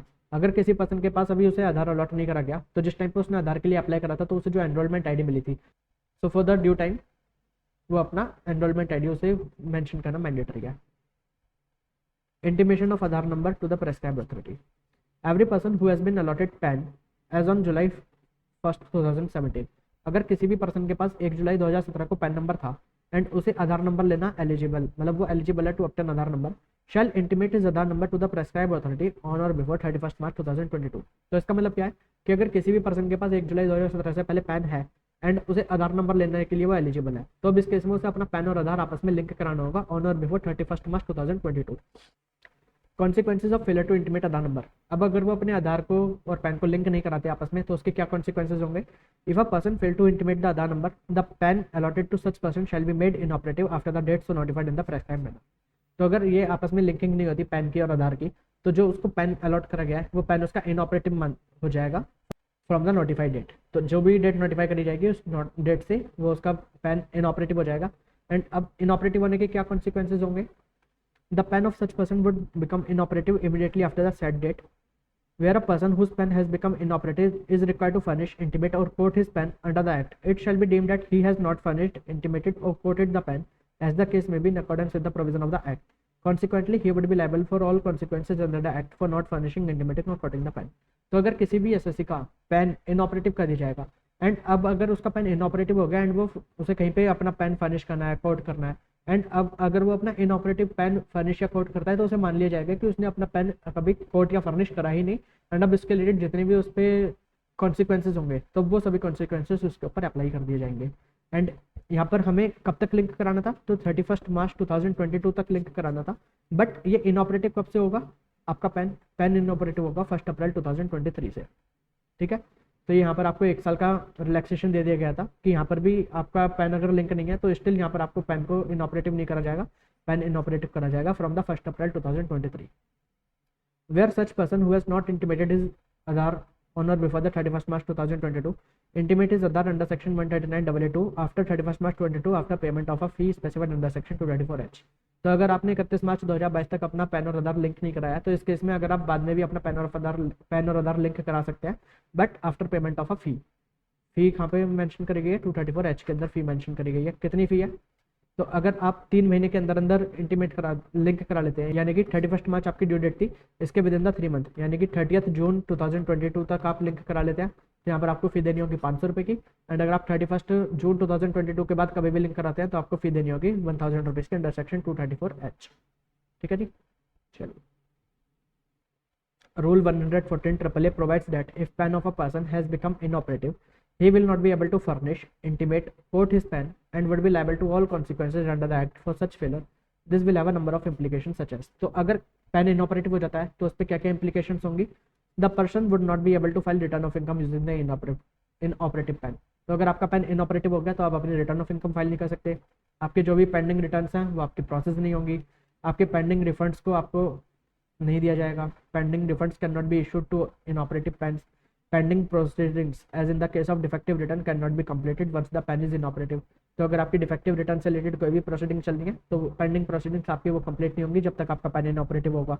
Tax will be required to be deducted at the higher rates as PAN becomes inoperative. अगर आपका पैन इनऑपरेटिव हो जाता है तो आपको अपने डिडक्टर को, कलेक्टर को अपना पैन देना होता है, बट अगर आप अपना इनऑपरेटिव पैन देंगे तो उसे माना जाएगा कि आपने पैन नहीं दिया। एंड पैन नहीं देने के कॉन्सिक्वेंसेस क्या है कि आपका टैक्स हायर रेट पे डिडक्ट करा जाता है या हायर रेट्स पे कलेक्ट करा जाता है, तो वो आपको हायर रेट्स वाला इम्प्लीकेशन आपके ऊपर अप्लाई हो जाएगा। Whose pen has become inoperative would be deemed that he has not furnished, intimated, coded the pen as the case may be in accordance with the provision of the Act. Provision of 139AA relating to quoting of Aadhaar numbers would not apply to an individual who does not possess the Aadhaar number on enrollment ID and is। तो ये किस किस के ऊपर ये provision apply नहीं होते? किसको अपना पैन और आधार लिंक नहीं कराना? तो किस किस को पैन और आधार लिंक नहीं कराना? तो कोई person who is residing in Assam, Jammu Kashmir और मेघालय, तो आप इसे याद रख सकते हैं मजे। तो मेघालय, असम और जम्मू कश्मीर के अंदर अगर कोई पर्सन रहता है तो उसे पैन और आधार लिंक नहीं कराना। कोई non resident as per income tax act, उसे पैन और आधार लिंक नहीं कराना। नॉट सिटीजन ऑफ इंडिया तो उसे पैन ऑफ आधार लिंक नहीं कराना। और अगर कोई पर्सन है ऑफ द एज 80 ईयर्स और more at any time during the previous year, तो उन सीनियर सिटीजन को भी अपना पैन और आधार लिंक नहीं कराना। तो कौन कौन? एक तो मजे वाले पर्सन, मजे मेघालय, असम या जम्मू कश्मीर में रहते हैं, नॉन रेजिडेंट है as per the income tax act, not citizen of India, ये 80 ईयर्स और मोर एज के हैं, तो इन चारों लोगों को अपना पैन और आधार लिंक करवाने की रिक्वायरमेंट नहीं है। Fee for default relating to intimation of Aadhaar 234H। तो 31 मार्च 2022 तक आपको अपना पैन और आधार लिंक कराना था। अगर आप इस डेट तक नहीं कराते तो उसके बाद आपको 234H की फी पे करनी होगी, तो 500 रुपये पे करने होंगे। In case where such intimation is made within 3 month from the date referred to in 139AA2 that is 30 June 2022। अगर 30 जून 2022 तक आप लिंक करा लेते हैं तो 500 रुपये की फी, और उसके बाद कभी भी कराते हैं तो 1000 रुपये की फीस आपको देनी होगी under section 234H। Scheme for submission of returns through a TRP, tax return prepare 139B। तो specified class or class of person अपनी रिटर्न TRP के थ्रू फाइल कर सकते हैं। Such person may furnish their return of income through a TRP authorise to act as under such scheme. ठीक है, TRP कौन होते हैं ये भी हम आगे पढ़ेंगे। स्पेसिफाइड क्लासेस ऑफ पर्सन कौन है? तो any person other than a company or a person whose accounts are required to be audited under section 44AB or any other law for the time being in force who is required to furnish a return of income under the act. तो कोई भी person other than company और कोई और person जिसको audit करवाना है या तो इनकम टैक्स एक्ट के अंदर या किसी और लॉ के अंदर, तो उन्हें छोड़कर बाकी सभी पर्सन स्पेसिफाइड पर्सन हैं। ठीक है, any person other than a company or person who is required to be audited under income tax act or any other law for the time being in force. ठीक है, eligible person कौन कौन है? Person being individual और HUF। TRP कौन होता है? An individual who has been issued a TRP certificate and unique identification number under this scheme by the partner organization to carry on the profession of preparing the return of income in accordance with the scheme. However, the following person are not entitled to a TRP. तो कौन कौन TRP नहीं हो सकता? Any officer of a scheduled bank with which the assessee maintains a current account or has other regular dealing. तो अगर कोई भी शेड्यूल बैंक का ऑफिसर है जिसके साथ assessee की रेगुलर डीलिंग होती है या वो उसके अंदर करंट अकाउंट है तो वो TRP नहीं बन सकता। एनी लीगल प्रैक्टिशनर या एनी चार्टर्ड अकाउंटेंट, तो ये लोग TRP नहीं बन सकते। TRP बनने के लिए एजुकेशनल क्वालिफिकेशन क्या है? तो इंडिविजुअल ग्रेजुएट होना चाहिए, BCom, BSc, BA, तो कोई भी ग्रेजुएशन होनी चाहिए उसके पास, या फिर वो इंटरमीडिएट एग्जाम उसने क्लियर कर लिया होना चाहिए ICAI का, ICSI का या ICAMI का, यानी कि उसका CA इंटरमीडिएट, CS इंटरमीडिएट और CMA इंटरमीडिएट क्लियर हो जाना चाहिए, तो वो TRP बन सकता है। Preparation of and furnishing the return of income by the TRP. An eligible person may, at his option, furnish his return of income under section 139 for any assessment year after getting it prepared through a TRP. तो TRP उसे return of income बना के दे देगा, उसके बाद वो उसे furnish कर सकते हैं TRP. The following eligible person and individual or HF cannot furnish a return of the income for an assessment year through a TRP who is carrying out business or profession and whose accounts are required to be audited under 44AB or under any other act for the time being force. अगर कोई भी person जो business और profession करते हैं और उन्हें audit करवाना मैंडेटरी है तो इनकम टैक्स एक्ट के अंदर या किसी और लॉ के अंदर, तो वो टीआरपी की हेल्प नहीं ले सकते. या who is not resident in the India during the previous year, तो वो भी टीआरपी का यूज नहीं, टीआरपी की हेल्प नहीं ले सकते. ठीक है. And N eligible person can not furnish a revise return. अगर मान लीजिए किसी पर्सन ने, एलिजिबल पर्सन ने अपनी ओरिजिनल रिटर्न तो फाइल करी खुद से, तो वो ये नहीं कि वो अपनी रिवाइज रिटर्न फाइल करने के लिए टीआरपी के पास जा सकता है. तो अगर उसने ओरिजिनल रिटर्न भी टीआरपी की हेल्प से फाइल करी तभी वो रिवाइज रिटर्न के लिए भी टीआरपी की हेल्प ले सकता है. बट उसने अगर ओरिजिनल रिटर्न खुद से फाइल कर दी तो वो टीआरपी की हेल्प नहीं ले सकता, वो फाइलिंग ऑफ रिवाइज रिटर्न. चलिए, section 140 person authorise to verify return of income. तो कौन कौन पर्सन है जो रिटर्न ऑफ इनकम को वेरीफाई कर सकते हैं?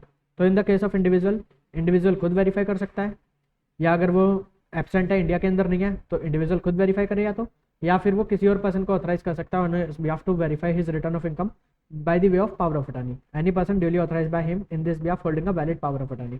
ठीक है. अगर individual where he is mentally incapacitated from attending the affairs, अगर वो मतलब मेंटली इस कैपेसिटी में नहीं है कि वो अपने रिटर्न ऑफ इनकम वगैरह खुद से वेरीफाई कर सके, तो उसके गार्जियन या any other person competent to act on his behalf. Where for any other reason it is not possible for the individual to verify the return. कोई और रीजन है तो कोई भी पर्सन जो कि उसने ऑथराइज कराना चाहिए bye the way of valid power of attorney. In case of HUF, तो कर्ता रिटर्न ऑफ इनकम को वेरीफाई कर सकता है. अगर कर्ता इंडिया में नहीं है तो any other adult member of the HUF return को वेरीफाई कर सकता है. वेयर द कर्ता इज मेंटली इनकैपेसिटेड, अगर कर्ता मेंटली मतलब ठीक नहीं है, तो उस केस में any other adult member of the HUF वो रिटर्न को वेरीफाई कर सकता है. In case of the company, तो एमडी को रिटर्न वेरीफाई करनी होती है. बट अगर किसी कंपनी के अंदर एमडी नहीं है या एमडी अवेलेबल नहीं है, तो उस केस में any other director of the company or any other person as may be prescribed for the purpose. और अगर कंपनी नॉन रेजिडेंट है तो इस केस में a person who holds a valid power of attorney for such company to do so. ठीक है. Where the company is being wound up, या where any person has been appointed as the receiver or any asset of the company, तो इस case में liquidator को return of income verify करनी होती है. Where the management of the company has been taken over by the central government or state government under any law, तो इस case में principal officer of the company को return of income verify करनी होती है. Where an application for corporate insolvency resolution plan, यानी कि अगर कंपनी आईबीसी में चली गई है तो उस केस में इंसॉल्वेंसी प्रोफेशनल जो भी अपॉइंट होते हैं तो उन्हें यहाँ पे रिटर्न ऑफ इनकम वेरीफाई करनी होती है. फर्म के केस में मैनेजिंग पार्टनर, अगर मैनेजिंग पार्टनर नहीं है या मैनेजिंग पार्टनर अवेलेबल नहीं है तो उस केस में कोई और पार्टनर, बट वो माइनर नहीं होना चाहिए. एलएलपी के केस में डेजिग्नेटेड पार्टनर, बट अगर डेजिग्नेटेड पार्टनर नहीं है या डेजिग्नेटेड पार्टनर अवेलेबल नहीं है तो उस केस में कोई और partner as may be prescribe for this purpose. Local authority के केस में प्रिंसिपल ऑफिसर, पॉलिटिकल पार्टी के केस में CEO of the such party, any other association, any member of the association or principal officer of such association, any other person, the person or some other person competent to act on his behalf. तो इन्हें return of income file करनी होती है, verify करनी होती है. So these are the person authorise to verify the return of income. ठीक है. Section 140A self assessment tax. तो ये हमें क्या बताता है कि जब पर्सन अपने रिटर्न ऑफ इनकम फाइल करता है तो उसके ऊपर जो उसका टैक्स पेबल बनता है after giving effect to the amount of tax already paid under any provision of the income tax like advance tax, उसका जो टैक्स डिडक्ट होता है या कलेक्ट होता है ड्यूरिंग द प्रीवियस ईयर, उसका रिलीफ अंडर सेक्शन 89 या एएमटी क्रेडिट, या कोई और टैक्स जो कि उसने पे करा हो अंडर सेक्शन 191 सब सेक्शन 2. 191(2) कौन सा होता है? तो अगर कोई एलिजिबल स्टार्टअप अपने एम्प्लॉय को सर्टिफिकेट और any other specified securities allot कर देता है तो उस केस में उसे टैक्स पे करना होता है within the 14 days from the end of the 3 dates जो हमने डिस्कस करा था अपने प्रीवियस रिवीजन वीडियो में. तो अगर ये सभी टैक्स को पे करने के बाद जो उसका टैक्स पेबल बनता है तो वो उसे as a self assessment tax पे करना होता है along with the filing of return. The assessee shall be liable to pay such tax together with the interest and fee payable under any provision of this act for any delay in furnishing the return of income or for default or delay in payment of advance tax before furnishing of the return. The return shall be accompanied by the proof of payment of such tax, interest and fee. ठीक है. तो जितना भी उस पर tax payable बनता है वो, प्लस अगर उसने रिटर्न फाइल करने में कोई डिले कर दिया तो उसकी फ़ी, प्लस अगर रिटर्न फाइल करने में डिले करा तो उससे रिलेटेड जो भी उसका इंटरेस्ट लगता है 234A, अगर उसने एडवांस टैक्स पूरा पे नहीं करा तो उस पर जो इंटरेस्ट लगता है 234B. तो ये सब मिलाकर उसे पे करना जरूरी है in by way of self assessment tax before filing return of income. अब इसे ऑर्डर ऑफ एडजस्टमेंट क्या होता है कि उसने जितना भी अमाउंट अगर पे करा वो वो शॉर्ट पड़ जाता है कि वो उसका सारा टैक्स फी इंटरेस्ट सब कुछ कवर नहीं कर पाता। तो इसे किस टाइप से हम एडजस्ट करेंगे, तो हम इसे एडजस्ट करेंगे फिट वे में एडजस्ट करेंगे। तो सबसे पहले हम इसे फी के अगेंस्ट एडजस्ट करेंगे, फिर इंटरेस्ट एंड उसके बाद टैक्स। ठीक है, चलिए। Interest under section 234A, interest payable under section 234A shall be computed on the amount of tax on the total income as declared in the return as reduced by the amount of advance tax paid, TDS, TCS, relief under section 89, AMT credit। तो आपने जो भी return of income के अंदर आपका tax payable बनता है उसमें से एडवांस टैक्स, TDS, TCS, 89 का रिलीफ एंड AMT क्रेडिट ये सब लेस करने के बाद जो आपका बनता है एक्चुअल टैक्स पेबल, अगर आपने वो पे नहीं करा तो उसके ऊपर आपको 234A की लाइबिलिटी आएगी। इंटरेस्ट अंडर सेक्शन 234B, तो 234B क्या बताता है कि अगर आपने एडवांस टैक्स, जितना आपका एडवांस टैक्स की लाइबिलिटी बनती थी, आपने उससे 90% से कम एडवांस टैक्स पे करा है, तो जो भी आपकी डेफिशिएंसी है उसके ऊपर आपको इंटरेस्ट पे करना होता है एट द रेट ऑफ 1% पर मंथ और पार्ट ऑफ द मंथ। तो अब इसके लिए यहाँ पर किस टाइप से आपको निकालना होगा, तो यहाँ पर असेस टैक्स करने का मतलब क्या है, assess tax means the tax on the total income declared in the return of income as reduced by the amount of TDS, TCS, any relief under section 89 और AMT credit under section 115 JD। तो ये सबका effect देने के बाद जो भी आपका असेस टैक्स बनता है अगर वो आपने 90% से कम पे करा है तो अब उस पर आपको यहाँ पर अपना इंटरेस्ट पे करना होगा under section 234B। Consequences of failure to pay tax, interest or fee. If any assessee fails to pay the whole or any part of the such tax, interest or fee, he shall be deemed to be an assessee in default in respect of such tax or interest or fee remaining unpaid, and all the provision of this act apply accordingly। तो अगर कोई person यहाँ पर self assessment tax पे नहीं करता तो उसे यहाँ पर assessee in default बना दिया जाएगा। Tax on updated return section 140B। 140B हमें क्या बताता है, तो अब हमें अगर कोई अपडेटेड रिटर्न फाइल करते हैं तो उस केस में टैक्स पे करना होता है under section 140B। If no return is furnished earlier, अगर पहले आपने रिटर्न फर्निश ही नहीं करी थी तो आपको क्या पे करना होगा, the assessee would be liable to pay such tax together with the interest and fee payable under any provision of this act for any delay in furnishing the return of income or any default or delay in payment of advance tax.